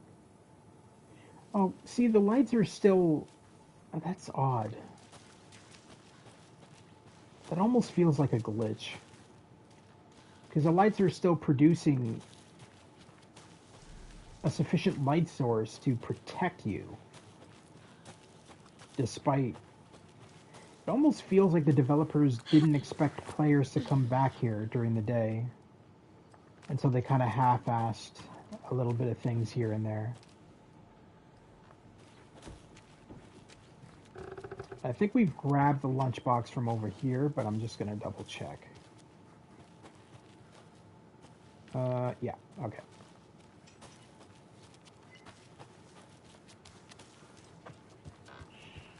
So we just need to go back to our vehicle, which would be just up here.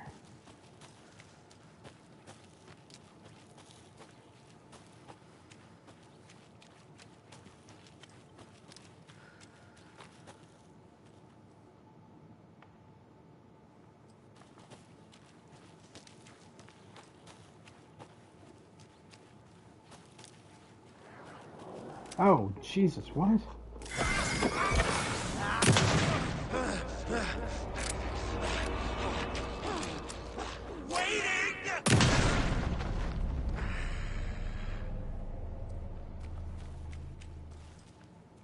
Is that one of the sheriffs?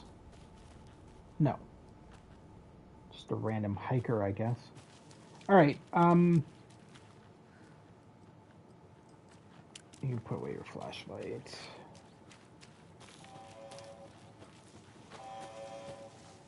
The lunchbox up here? Nope. Alright. And we don't need to go there, because they... Actually, let's see if they answer our call. I don't think they're going to, but... worth it to see.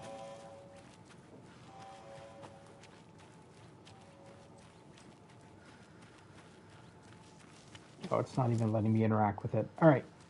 Fair enough. So let's head out of here then. Because I think we've gotten everything.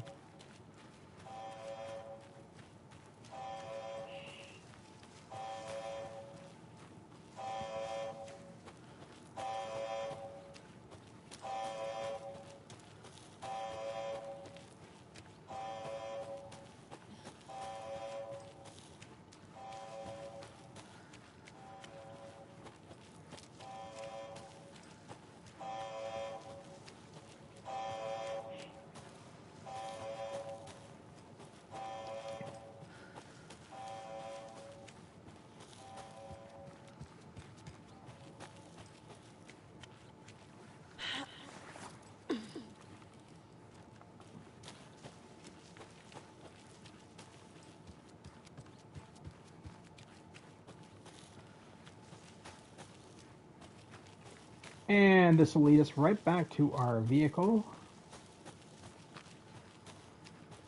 Alright. Before I get into that, I'm going to just go to my profile board, because we know that we've gotten a little bit more evidence. So let's...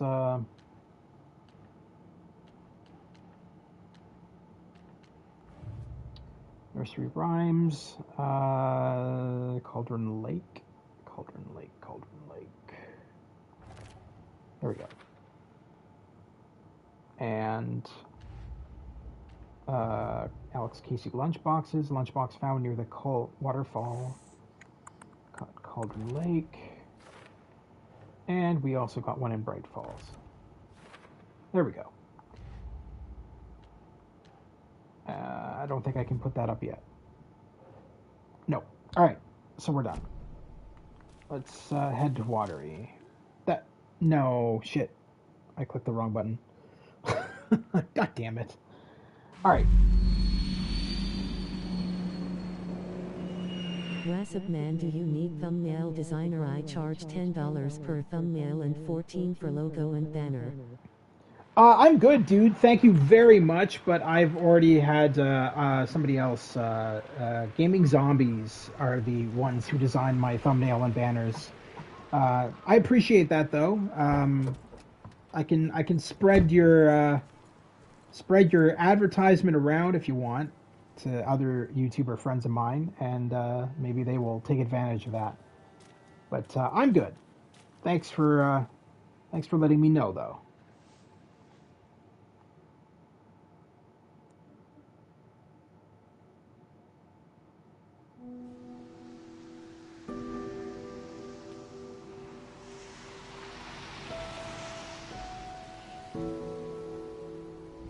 Yeah, Anderson, I didn't want to say this in front of Wake, but are you sure this is a good idea?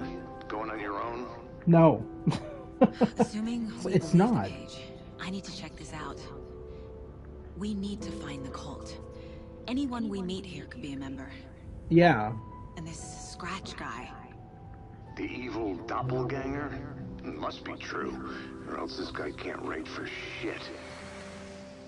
The quality of his writing aside, if this page turns out to be true like the rest have, this could be a breakthrough. We might solve this thing before backup even arrives. Yeah, but they're taking their time, so just be careful out there. Did that say Bright Falls? I think me and Wake will have a chat. Maybe I can shake something loose. Okay. But remember what happened with the Salt Shaker? Yeah, real funny. That sign literally said Bright Falls, Washington, America's Little Finland. The page placed me in a trailer. Somewhere in Watery. I get that Sam Lake is... around. I get that Sam Lake is Finnish, like the creator of the game, but come on, you don't have to put Finland in every single spot of Alan Wake 2. Just seems kind of like forced at this point. A vote for Mayor Setter is a vote for everyone. For Watery! Yeah. Okay, keep drinking. Mayor Setter will stand up for justice. Will he? Will he really? Alright. Fresh fish. Hey, where's the time gone? There's just a wretched husk of what used to be me left. Okay. Anything down here to grab? Watery's definitely quaint. Yeah. Hello. Aren't you the dude from the hotel? No, it's just the same facial model. That's interesting. Maybe it's his brother. I bet they have good fish here. Siamese catch of the day, fresh out of Cauldron Lake. I don't know if I would trust that fish.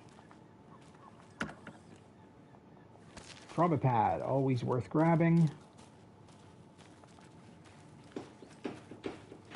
Oh, you rascal. What have you been up to this time around? There's only so many times I can keep fixing the same hole. How'd she get loose from the mooring? Don't think that's how you fix holes in boats. This vessel has a mind of its own. I feel like smashing a boat with a hammer is just going to make the hole bigger. Well, let's go inside the karaoke cafe. Audie! It's our good friend Audie singing a song. Let's listen to a little bit of this. Okay then. Catchy tune.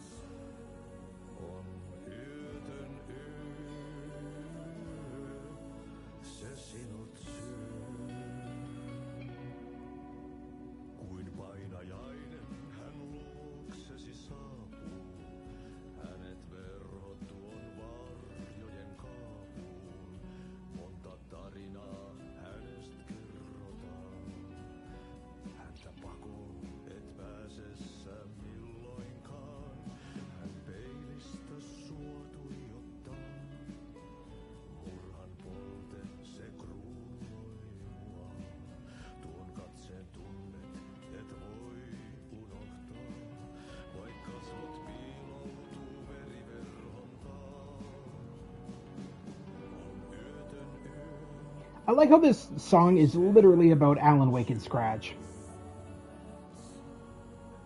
It's quite literally a song about Alan Wake and Scratch. Alright, hello there. Hello. Excuse me. Do you know when... He's in the middle of a show. I wonder if I'm the first FBI agent to ever get shushed. Probably. And by Rose, no less. One of the most annoying characters in the game. I wish I could just shush her.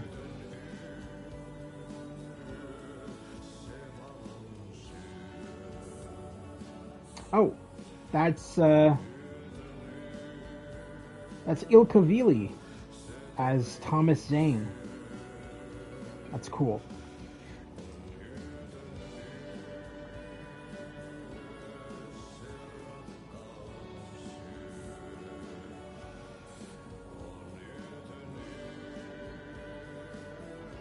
I'm not going to read all that stuff, I don't think. It's really not crucial to the story, I don't think. It's just a lot of cool backstory. But we don't need to read everything we see, I don't think.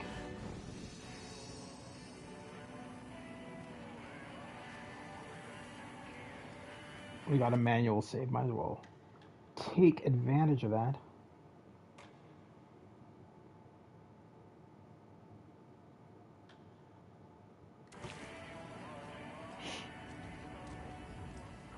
I don't think we can get back there because he's on stage. Yeah. Oh, another deer. Such a shame.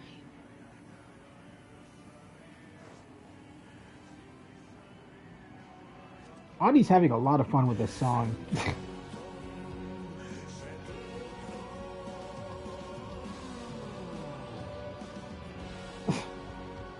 All right.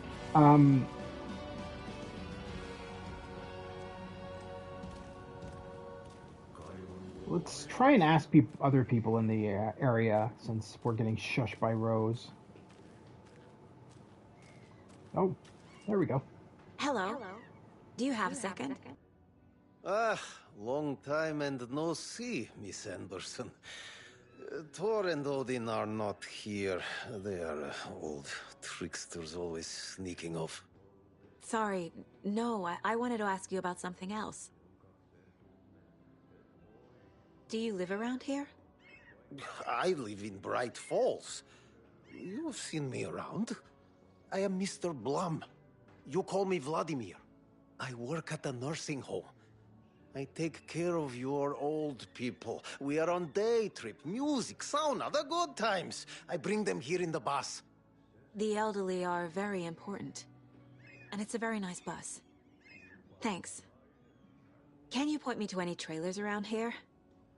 Sure. Watery Lighthouse Trailer Park. Ilmo Koskela owns it. He owns many things in town. And where is Ilmo? I saw Ilmo and his brother at the bridge. Well, what used to be the bridge.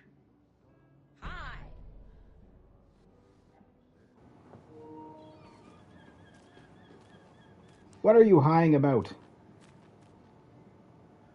I came right over and stared straight at you, but you didn't say anything then. Alright.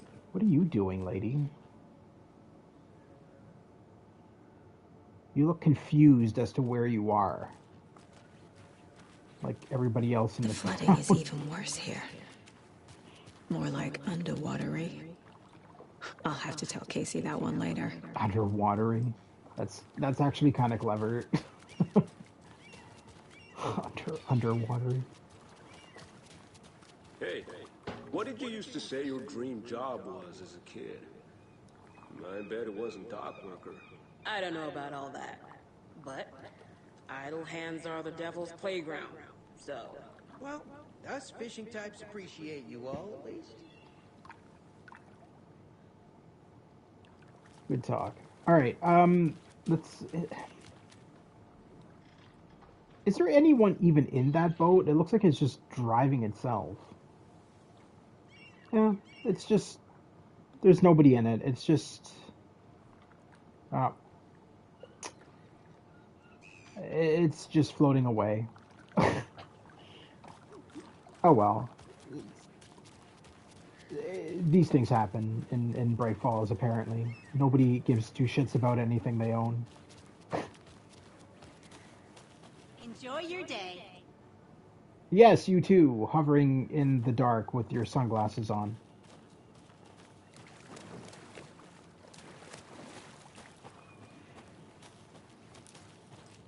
Mom's family was from Sweden.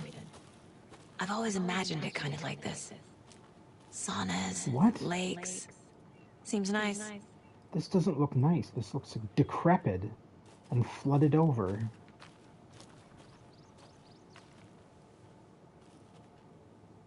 Enjoying the sauna? You bet. The steam is amazing on my creaky old joints. I'm just waiting for Ati to wrap up his show so we can crack open some beers. I've read that taking a sauna is good for preventing dementia. Yeah, and so is beer. Well, okay, saunas, yes, but I don't know about beer being good for dementia. I feel like that would just cause further dementia. Ever heard of the cult of the tree? The half-deer, half-man monsters? Oh, sure I've heard of them. They're the reason I can't risk taking walks in the forest anymore. If one of them shows up, how am I supposed to get away? I can't run with a bad hip. I'd be killed for sure. I could maybe use my crutches to defend myself. Do you think that'd work? You're the professional. Probably smart just to stay in the sauna for now. Yeah. Your crutches aren't going to do shit against a shadow. Hey, Seva, a sauna doesn't fix what ails ya. You're a goner. They also say silence is golden. Yeah, so shut up. Why are their feet so freaking blue? Have you heard old Pat's radio show lately? Yeah, I fear he's losing his grip on reality. I don't care to listen to pointless jibber-jabber. Not on the radio and not in the sauna. There you go. So quiet. Second fat man. Alright, what's in here? Anything we can grab? Looks like... Nope. Just double check. Oh. God damn it. Quit teasing me with all this. Hot.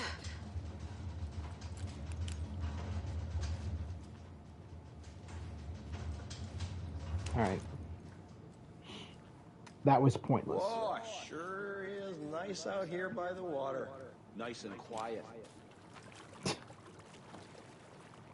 Poor man. He's trying to do everything he can to tell the guy to shut up. But this dude just isn't getting it. Oh, sorry, bike. Didn't mean to kick you with my leg. Alright.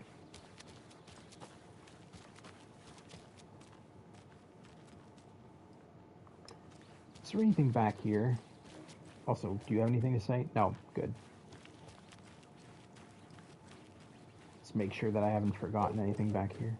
Oh. Okay. Alright.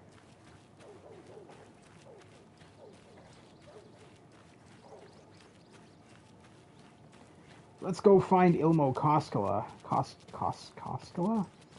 Kosku? Whatever. Koskela. Hey, Saga! There he Over is. Here.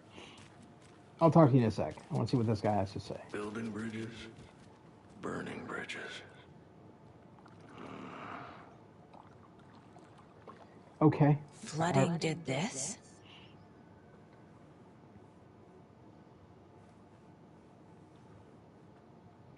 No, I don't think... I feel like that road was always smashed out like that, and that, if anything, the water probably just took away part of the bridge. There's a theme park up ahead. Coffee World. Alright, let's go talk to Ilmo. These guys are so strange. So these are the two guys, played by one actor, actually. But these are the two brother twins who we see in the live-action commercials on the TVs all throughout Bright Falls. So this is what they look like in-game, which is pretty much identical to what they look like in the live-action video segments. Hey, Ilmo. How did your walk in the woods with Steven go? Another satisfied customer. I just hope he remembers to write a good review on the webpage. Great to see you back in Watery, Saga. Everyone in town missed you. Super nice to see you again, Saga. They act like they've known me for years. This keeps happening. Are you familiar with the Cult of the Tree? Yeah, we always thought it was an urban legend. Kids drawing creepy symbols to scare each other, but, now it's gotten pretty damn real, huh? It's terrible what happened. We're all in shock. Well, we're looking into it. Hoping to get things back to normal soon. We're all for that. As normal as it ever gets around here. You own the trailer park, right? Mind if I take a look inside?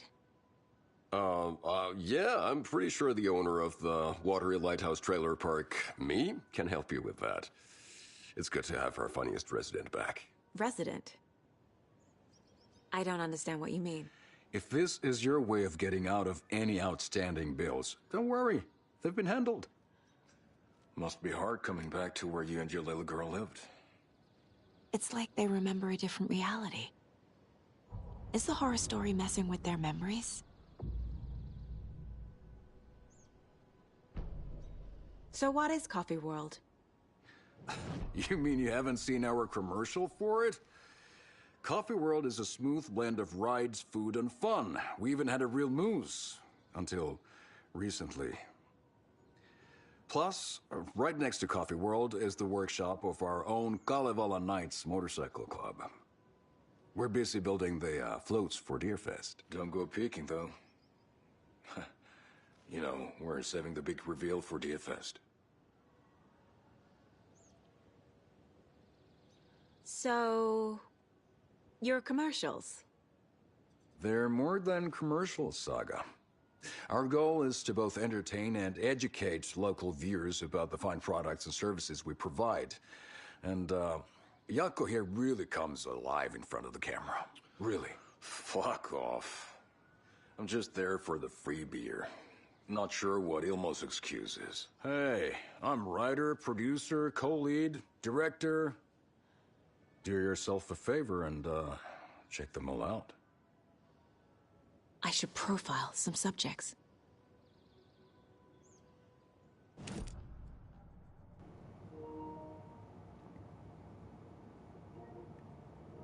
Yeah, this seems like a good opportunity to check out our case board. See what we can throw up on here. Trailer. A trailer park is a good place to look for a trailer. Keep it simple, Saga. Fact versus fiction. Wake says the story will change reality around us. If that's true, then I need to know what's real and what's fiction.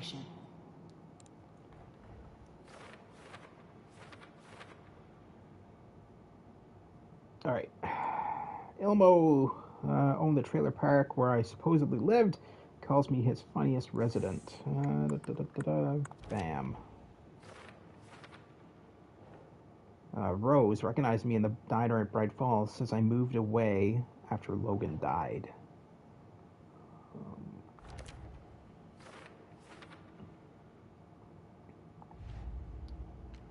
Cult of the Tree. Oh, hold on.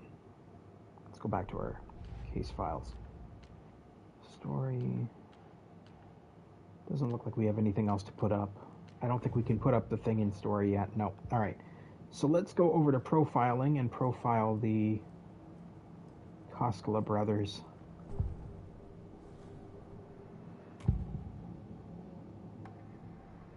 Elmo thinks the cult is just an urban legend.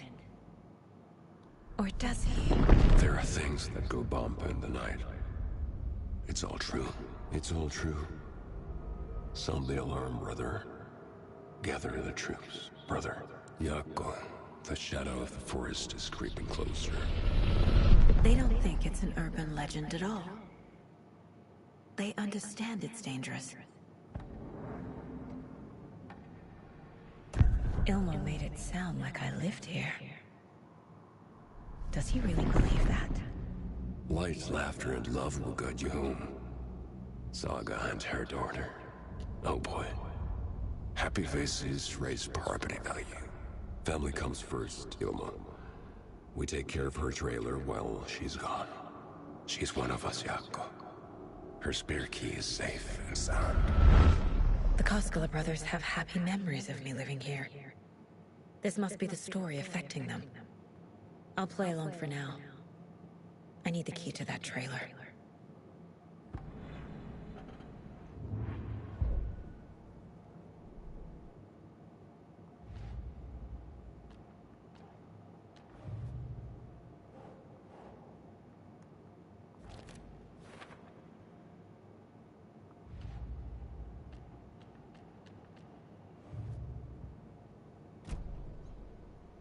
All joking aside, yes, I would like to see my trailer.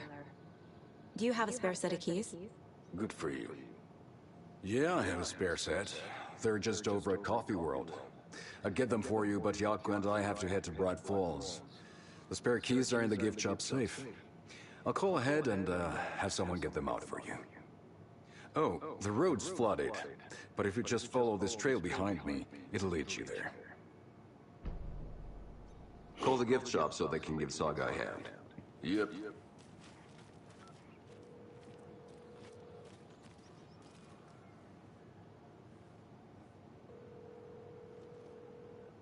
Nothing? What am I paying them for? Guess they're busy. Ay, Vito. Well, after they finally pick up, we really need to get over to Bright Falls for that, thing. Yep. Must be busy at the park. These are off-peak hours, Yako. They're just slacking. Alright, well, I'm not waiting until somebody picks up a phone. Let's just head over there. Got a bit of a trek to get over.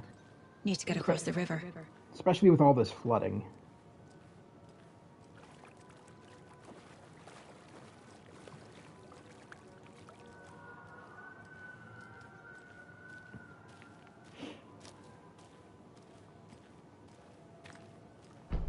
Always can use an extra map. Anything in here? One flare, which I will probably never use. So once we get to the next shoebox, I'll shove that in there. Because realistically, the flares aren't needed until I get a flare gun. And... What was that? That was a Taken. Taken usually don't come out during the day, though. Unless...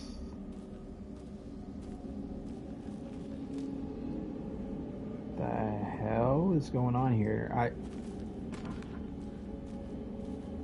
It's getting darker.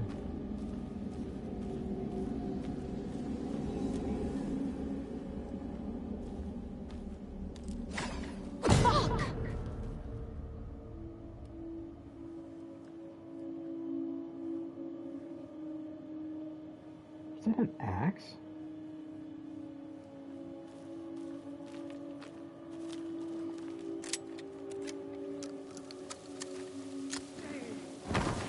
FBI, show yourself! Yeah, that's not gonna work against a demon.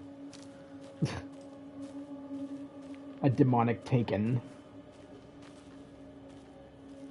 I just saw you.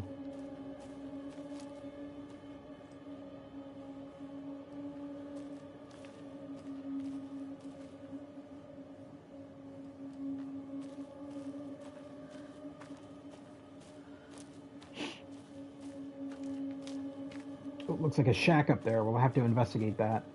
Can't go that way. There you are.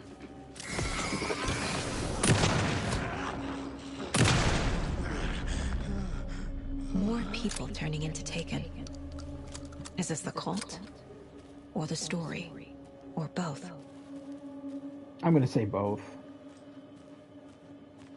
Actually, no, I'm gonna say story.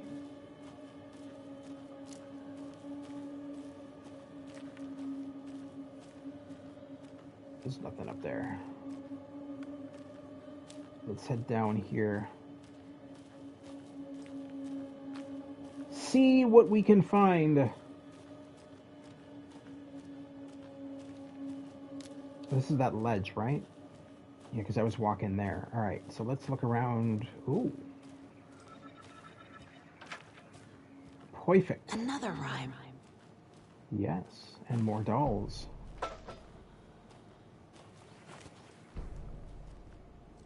Is that all there is?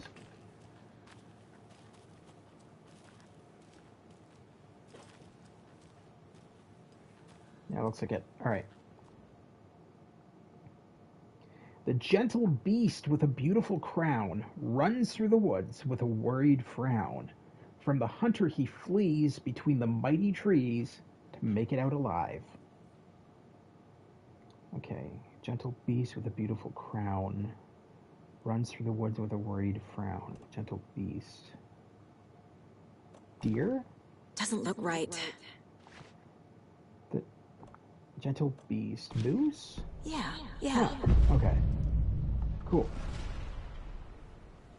And now we've got another present waiting for us somewhere. That moose wasn't there before, so I'm assuming that's where our present's gonna be. Jesus. Yep. A charm. Is that the same damn charm that I got last time? Saves you from death but shatters in the process. I already have one of those. It's always good to have an extra. So that's a welcome gift. Not sure if I'll ever use it, but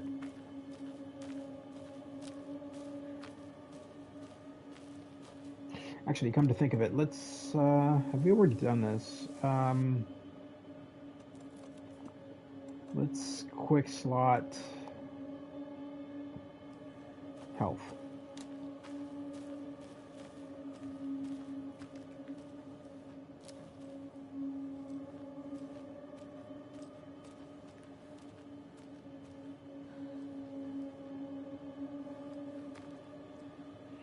There's something up there.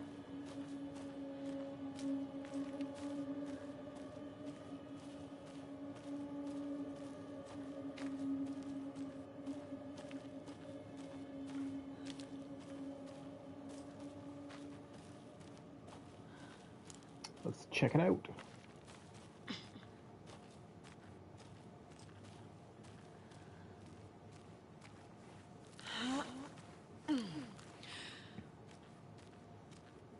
Another locked box. Oh, it's one of these. These are easy.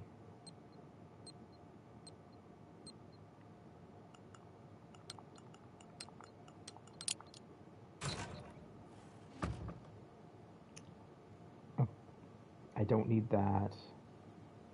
I'll bring it. I'll grab it to put in my inventory in the shoebox, but I don't really need it. I found another dead taken over by the radio tower. Looked like it was bashed to death. There was a lunchbox and some weird knitting by the corpse too. I took care of the body, but that's the third one this month. Everyone keep your eyes peeled. We need to find this guy and let him know the cult of the tree means business.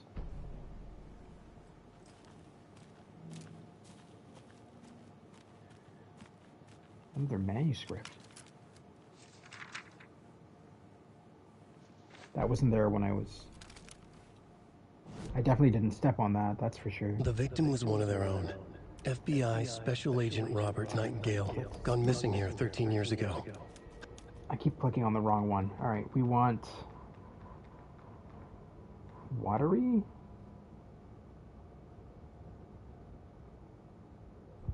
What had kept Watery afloat all these years? A century, if not more. The locals knew the answer. Grit. Or as they put it in the language of their Finnish forefathers, sisu.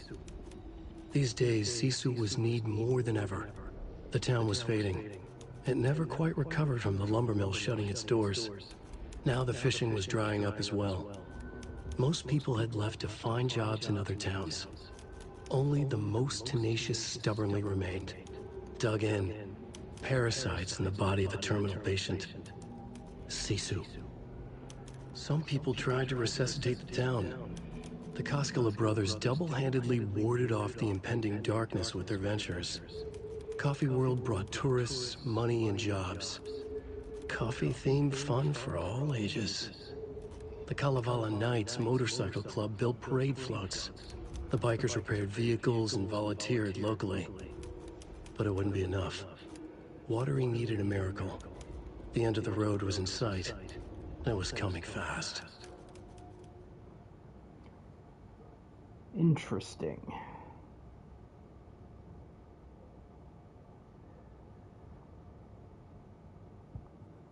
All right. I did notice that because we grabbed extra shit, it's going to need to be put up. So we need cold stashes. Watery.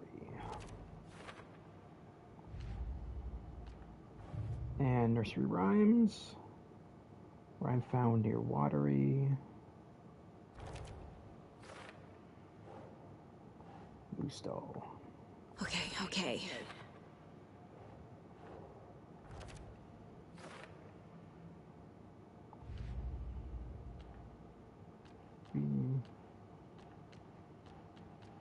I think that's it. All right.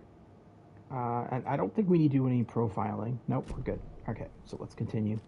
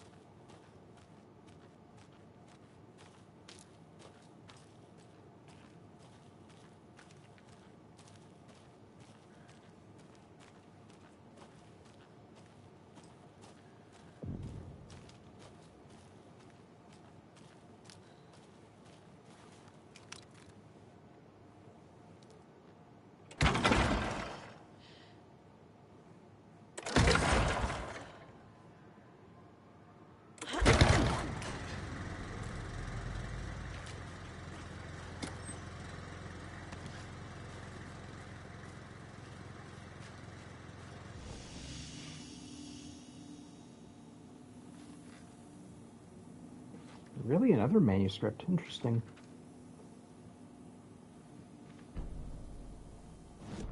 Saga in the Watery Woods. Saga was beginning to see why Casey disliked the woods so much. They felt oppressive here. Too many places to hide. The distorted carnival music drifting from the amusement park ahead did not help. What the Koskalis had said about her living in Watery with Logan unsettled her.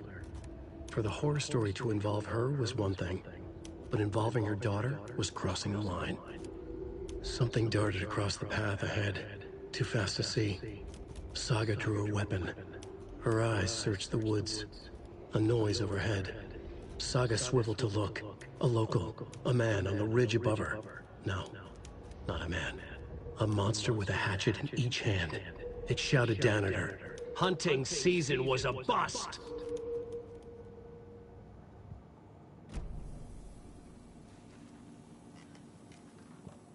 Alright, so let's put this flare. We'll match it up with this one. Bam. And...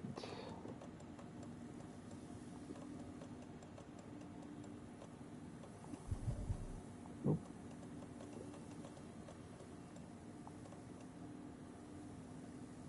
I think that's it. Rest. I'm just going to move these down here because I know what's coming. There. Okay. We'll do a manual save after we grab what we need. There's another cult stash. Hey, if you take the crossbow out, put it back in the stash when you're done. P.S. I changed the code as asked. So now this is interesting. This took me a little bit to figure this out, but what we need to do is look at these. So we have one arrow in the 5. We've got 2 arrows in the 2 and 3 arrows in the 7. So the combination is 5, 2, 7.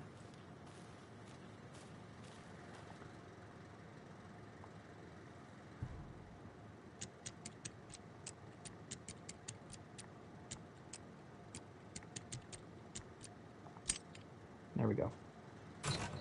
And now we got a crossbow.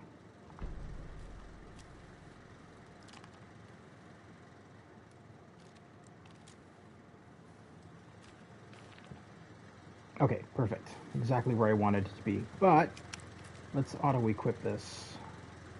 Put it in that slot. Perfect. Good to go. Oh.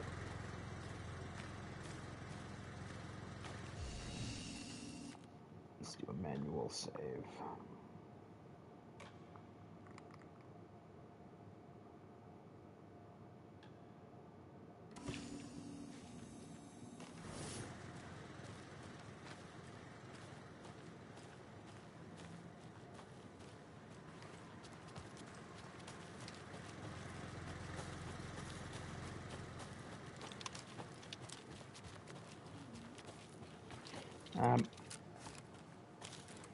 We'll save the crossbow bolt until we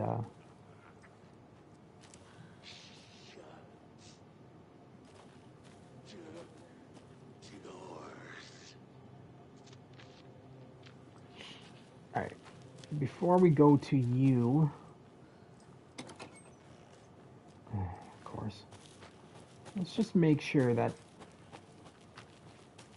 there's nothing else here. There's a light up here.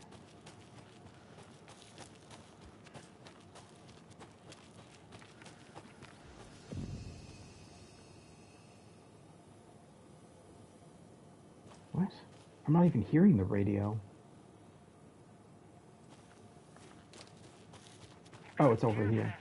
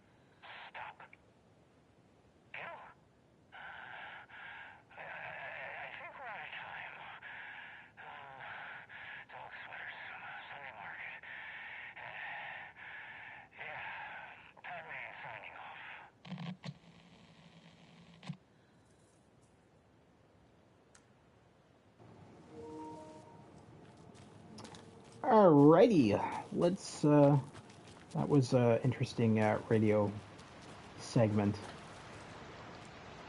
Again, going back to what I was saying before, that, can I actually fall from here? No, okay, they have the invisible barriers.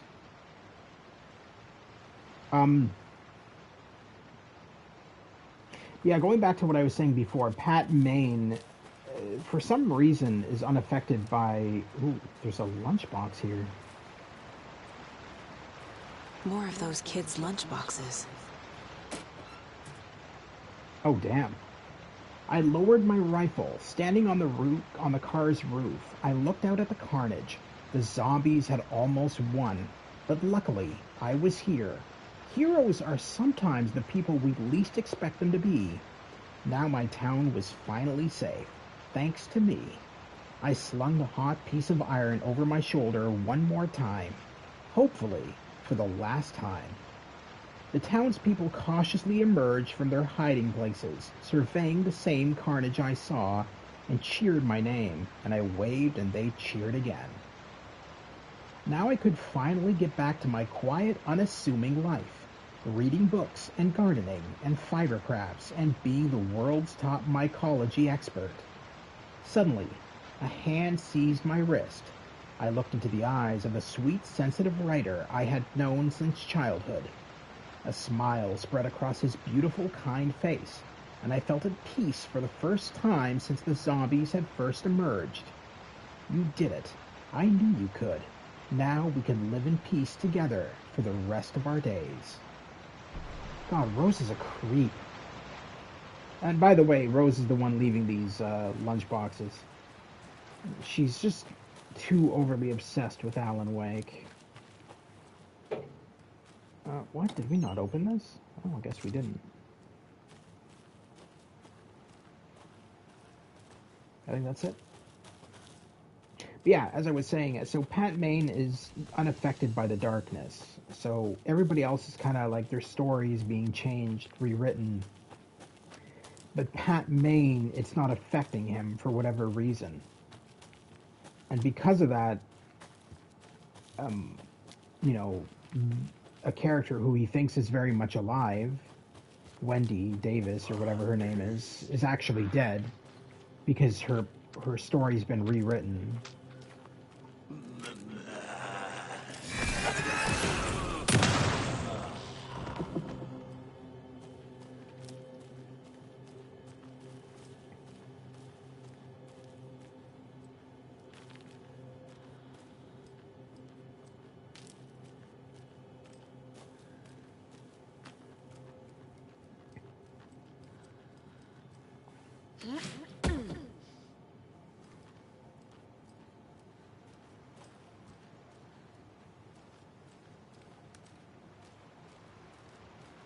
Lot of flooding going on here. At least the bridge is still in order.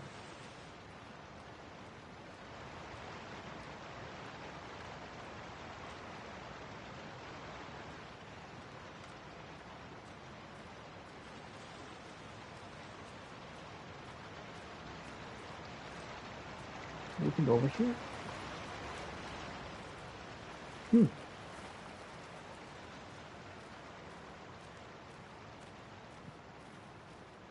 Well, we're very close to the theme park. Oh.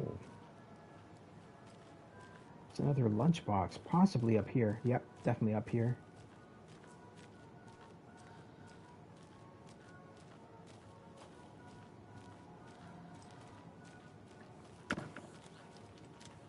And some more ammo, always welcome. And another lunchbox. Mm-hmm. Hi, hero.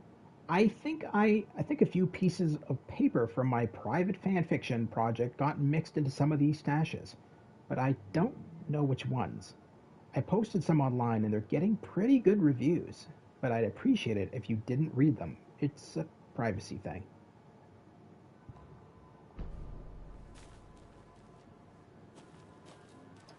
Right. Dude, is that house like in water? Oh, it totally is. Looks like there's an interior.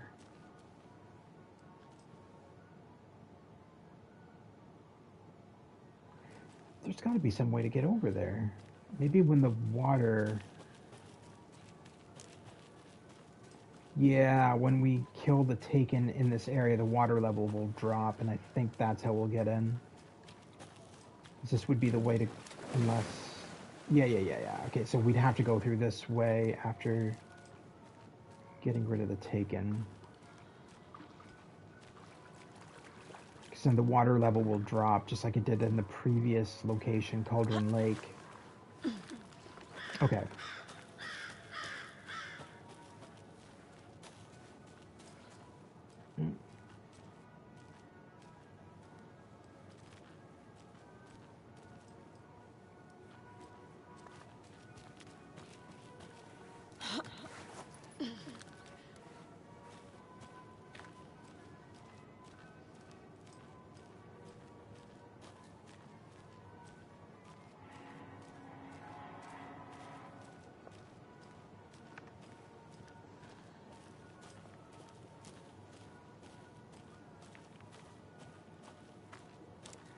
Do a little quick scout here, see if there's any things that we can pick up. It doesn't look it.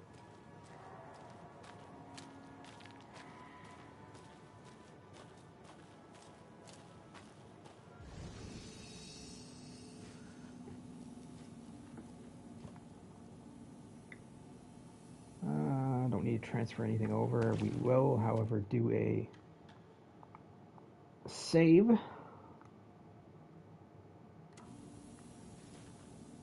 Oh, another manuscript. Probably should have grabbed that before saving. The victim was one of their own.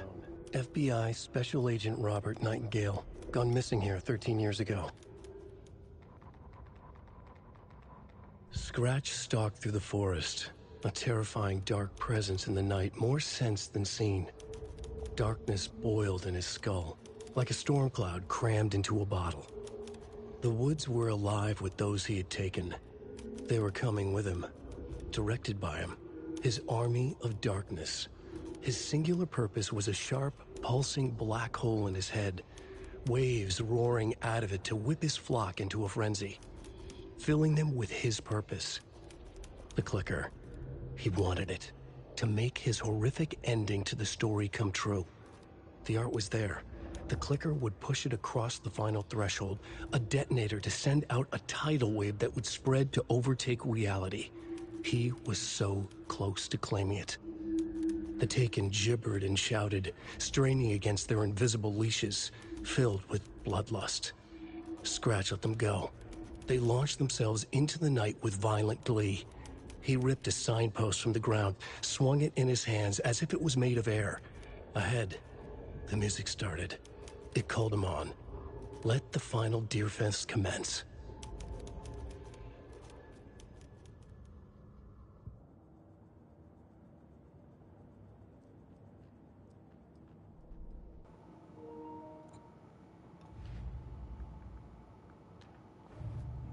Well, while we're here, we might as well put up these cult stashes. Stash found at the watery. We want that down here. Alex Casey lunchboxes. Lunchbox found at Coffee World.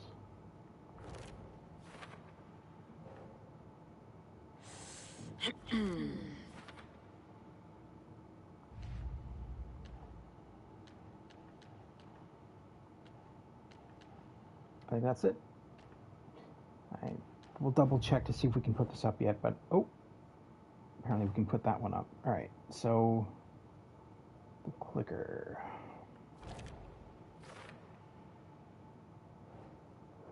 Okay.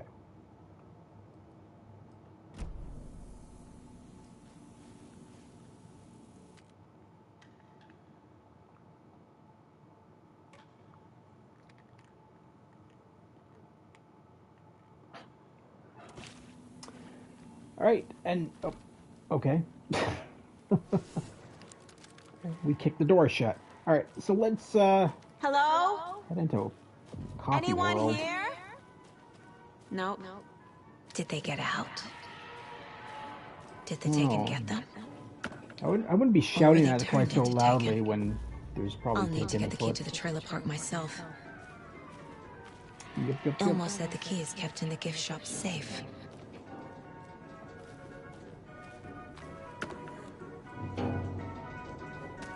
Ooh, crossbow bolts. Hell yeah. Hey, didn't one time you say that you basically can't cuss at all in Twitch or you will get banned? That's my understanding of it. Yeah, it's their rules are a lot stricter than YouTube, which is why I don't use Twitch. Coffee World review notes. Pros: 1. Coffee-themed names for the rides. Mildly amusing. 2. Nice view of Watery from the top of the Ferris wheel. 3. The mascots were trying their best. Person that streams on Twitch and he cusses a lot. Okay, but how many subscribers does he? If he has a lot of subscribers, they usually are more lenient. So Twitch favors people who have a lot of subscribers, but if you're like fairly new, they're more strict with you. 4. What else? Okay, coffee. Cons: rickety rides. 2. Creepy mood. 3. Money hungry owner. And 4. They killed the poor moose. 516K. Yeah, well there's your answer.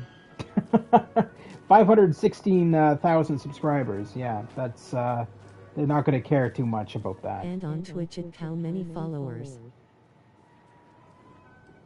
He's probably got a lot.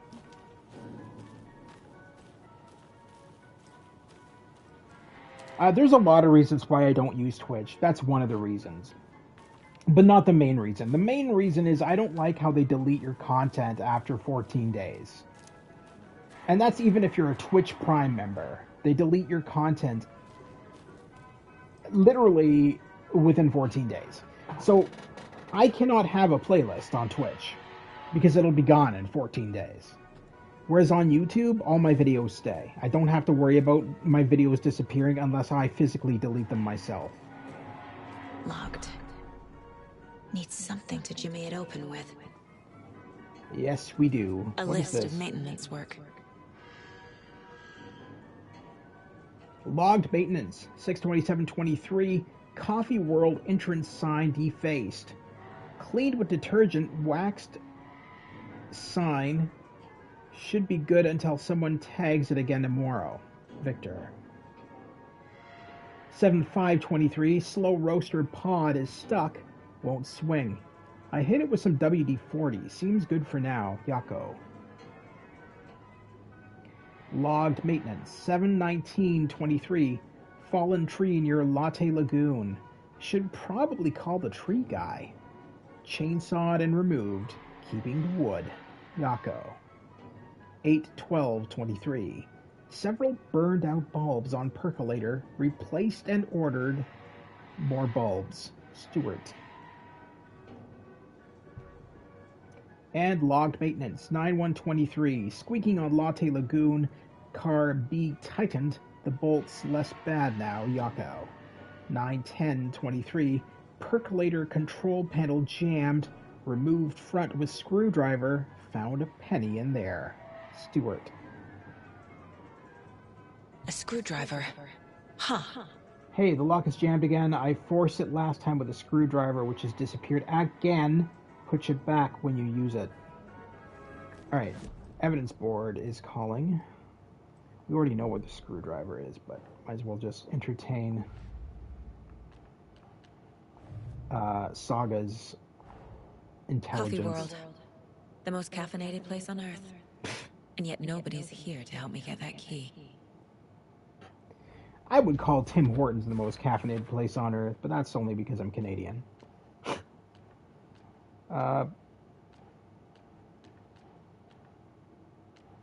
Oh, do I have... Oh, gift shop door is unlocked. Unlocked. Ooh. Getting inside. Using screwdrivers to break into gift shops isn't exactly standard procedure.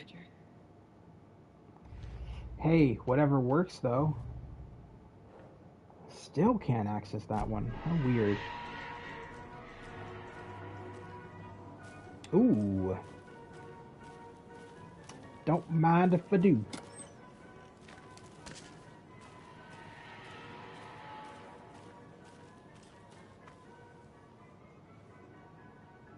All the toilets are out of order.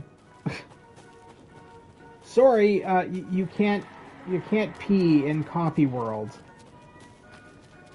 We'll give you like tons of free coffee, but you can't use the bathroom.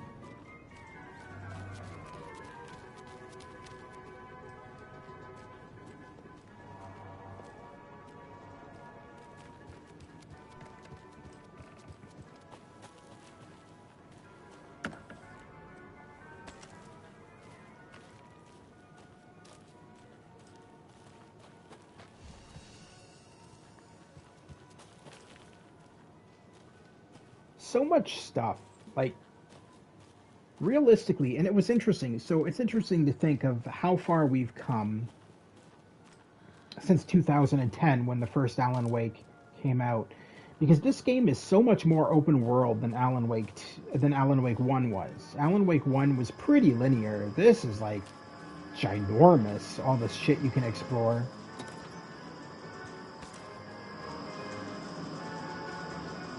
Some of the most creepiest rides ever. What the hell? What?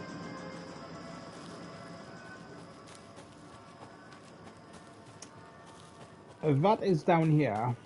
Bowling.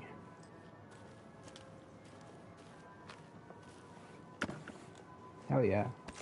Can always use more ammo. Speaking of.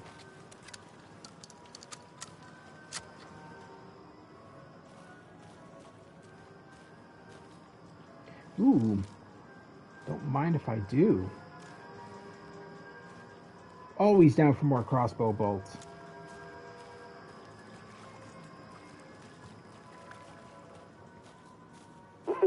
Jesus! The fuck? Calm down, Saga. It's just a pot of coffee. Have a beautiful day. Okay.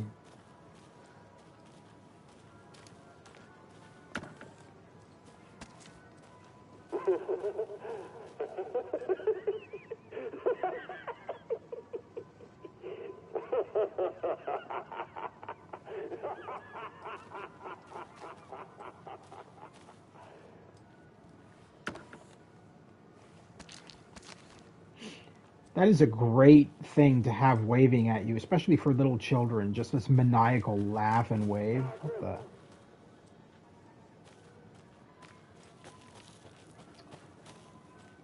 Like, what the hell?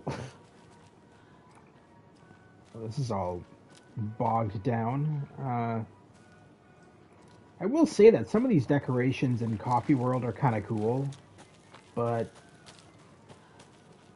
the overall design and layout is pretty sadistic. It's just weird.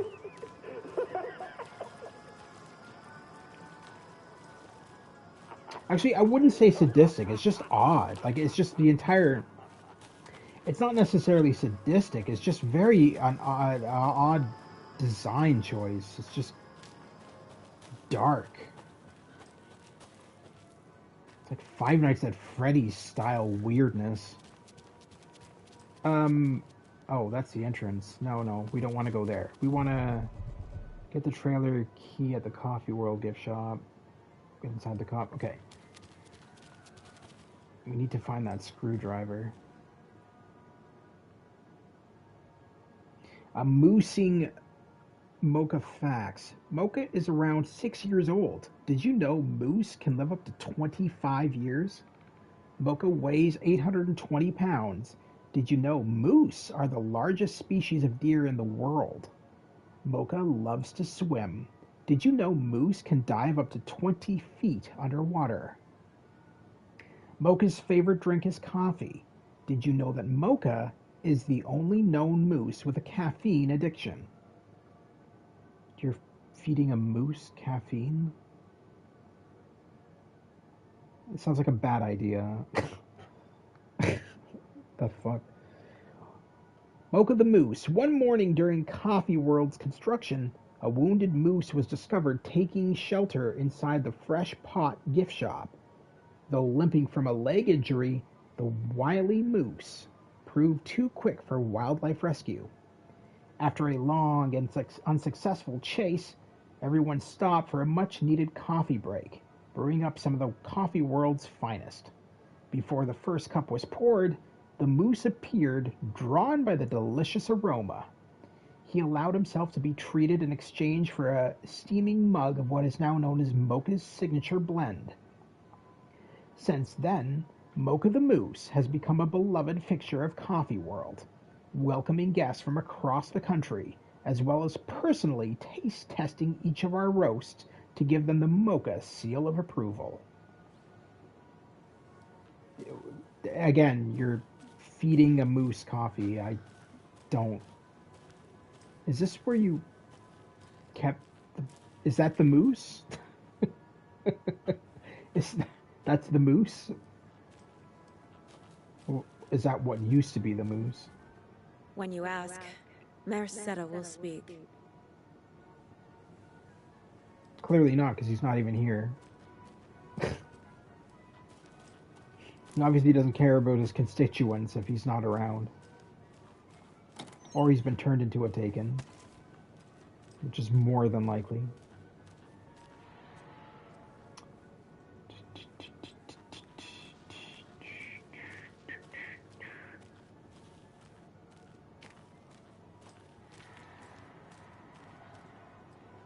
The Hotari Well. The Coffee Brothers were talking about this well. From 1913, legends say that this is the dwelling place of the evil water spirit the Naki, who lures people to their watery graves. In the early days of Watery's history, this very well was where Ilmari Hotari hid the bodies of his victims with the help of his brother Jacopi Hotari. Wait a minute. Ilma and Yako? Why does this feel... This either feels made up, that the brothers Ilmo and Yako made this up, or that they've been murdering people and dumping their bodies down this well. It was only after Ilmari murdered his own brother... Okay, this one's made up. That their gruesome acts came to light. But was it madness or the spirit of Naki possessing Ilmari that drove him to murder like he himself believed? Is there more to this well than meets the eye? No. I wouldn't say so. I would like to find this goddamn screwdriver, though.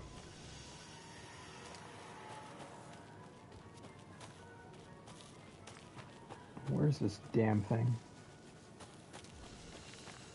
No entry. I'm assuming it's locked. Opened on this side. Alright, that's fine. We don't need to go there yet anyway. We've got a screwdriver to find.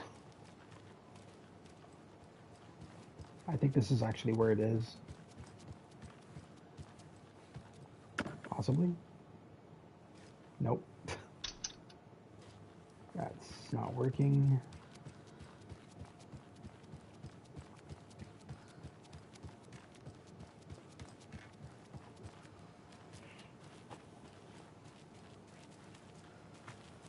A fuse is missing. Can't operate the ride without it. That is a fair point, but first we need a screwdriver, I believe. Before we can do anything. Nothing in there? No.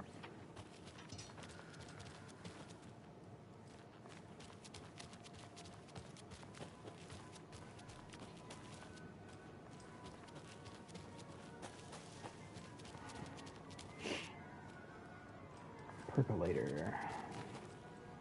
And we just came from there. Okay, so let's go this way.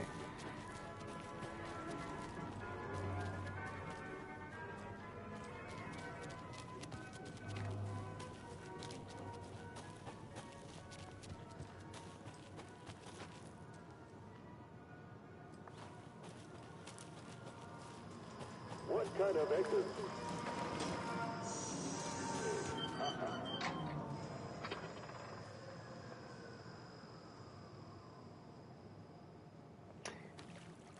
Strange.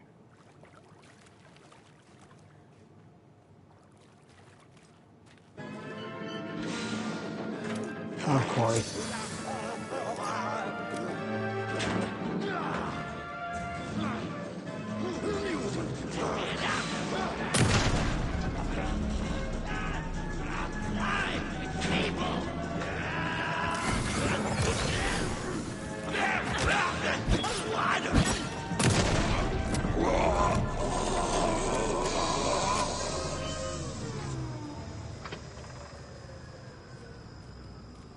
Why do you keep you keep turning off? All right. Oh, there's a screwdriver. Hey, this should get that gift shop open. Yeah, about freaking time. All right, let's get out of here before this thing turns on again, like a possessed ride.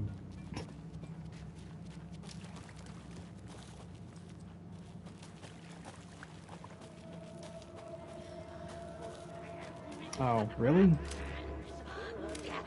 There's a lot of taking now.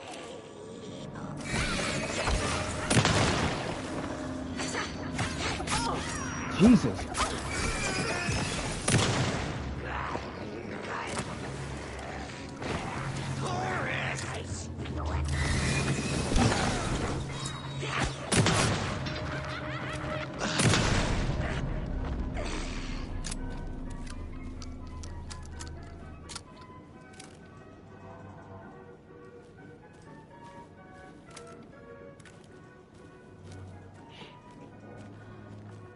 All right, Fresh Pot gift shop, right up here.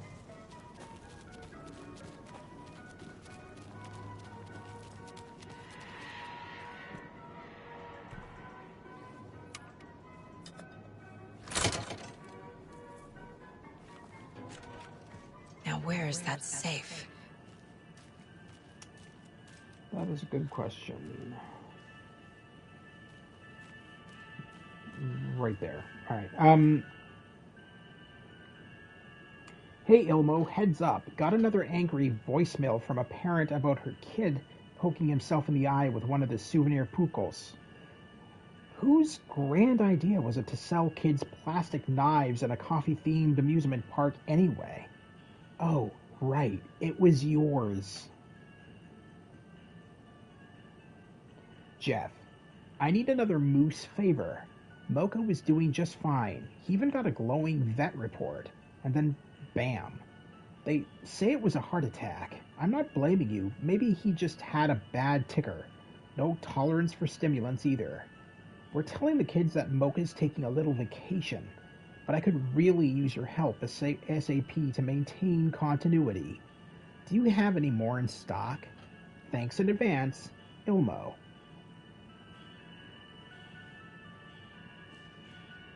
So they want another moose to feed it more coffee? Also, what is that going over here? Oh, another manuscript? Alright. Oh. As well.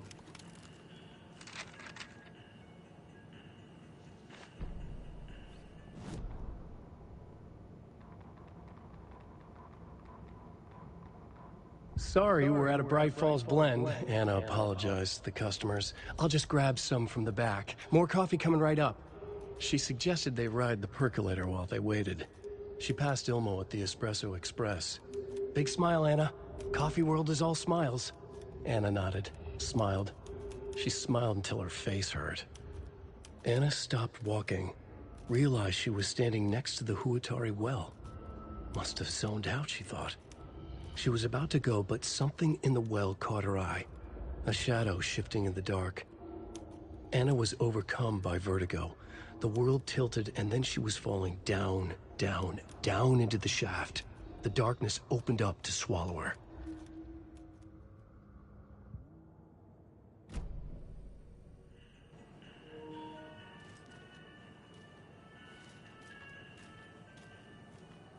Okay, so she's dead.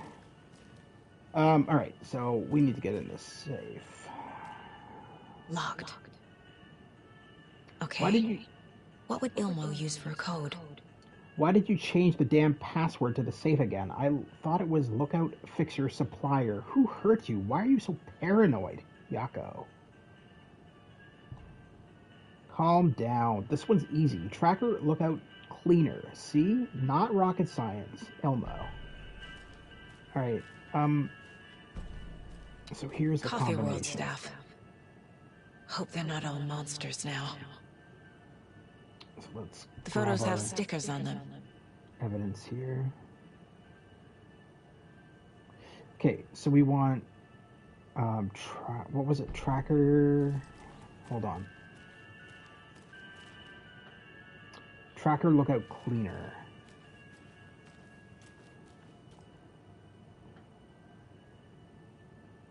Tracker is security. Lookout would be park walk around, and cleaner would be janitor. So four stickers, 2, 6. Let's try that.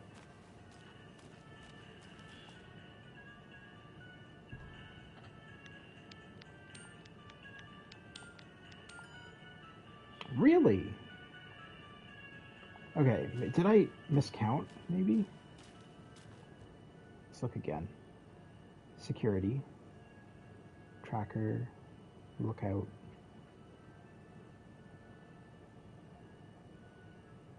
Tracker.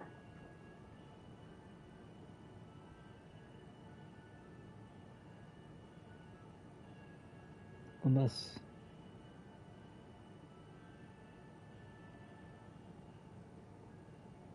Would Tracker be lost and found, maybe?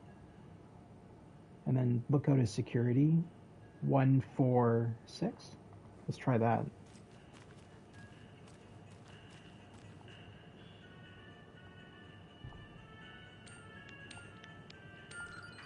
Ah, okay. That makes sense. The keys to my trailer.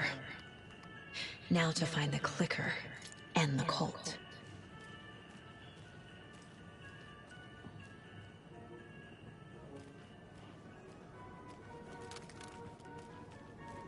Well, we made some progress here. I think what we're going to do is we're going to go back to the safe, the safe house over here, and save our progress and end this stream for tonight. Generally, I like to do about 3 hours. Let's see if there's anything in the shoebox to get rid of. Nope. All right. Manual save.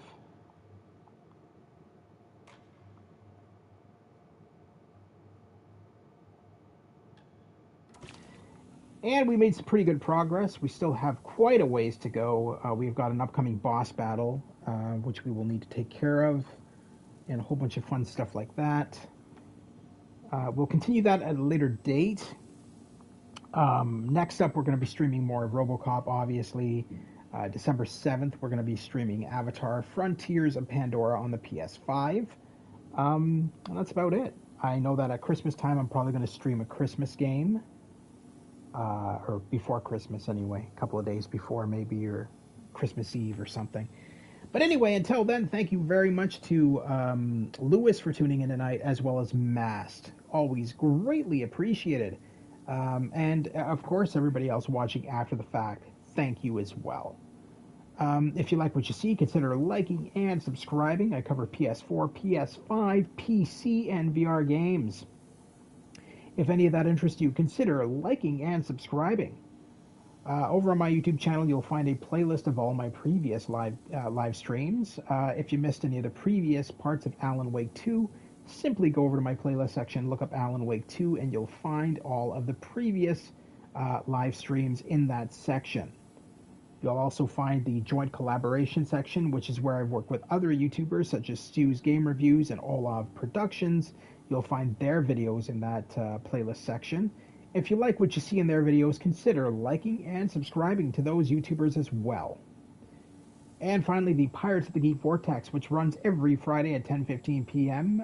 Eastern Standard Time, where we discuss the latest board games, video games, movies, TV shows, all of that stuff in a one-on-one podcast with multiple nerds, myself included. Anyway, that's it for me, guys. I hope you have a wonderful night, and I'll see you soon at the Gamer's Grotto. Take care once again, have a wonderful night, and we'll see you soon.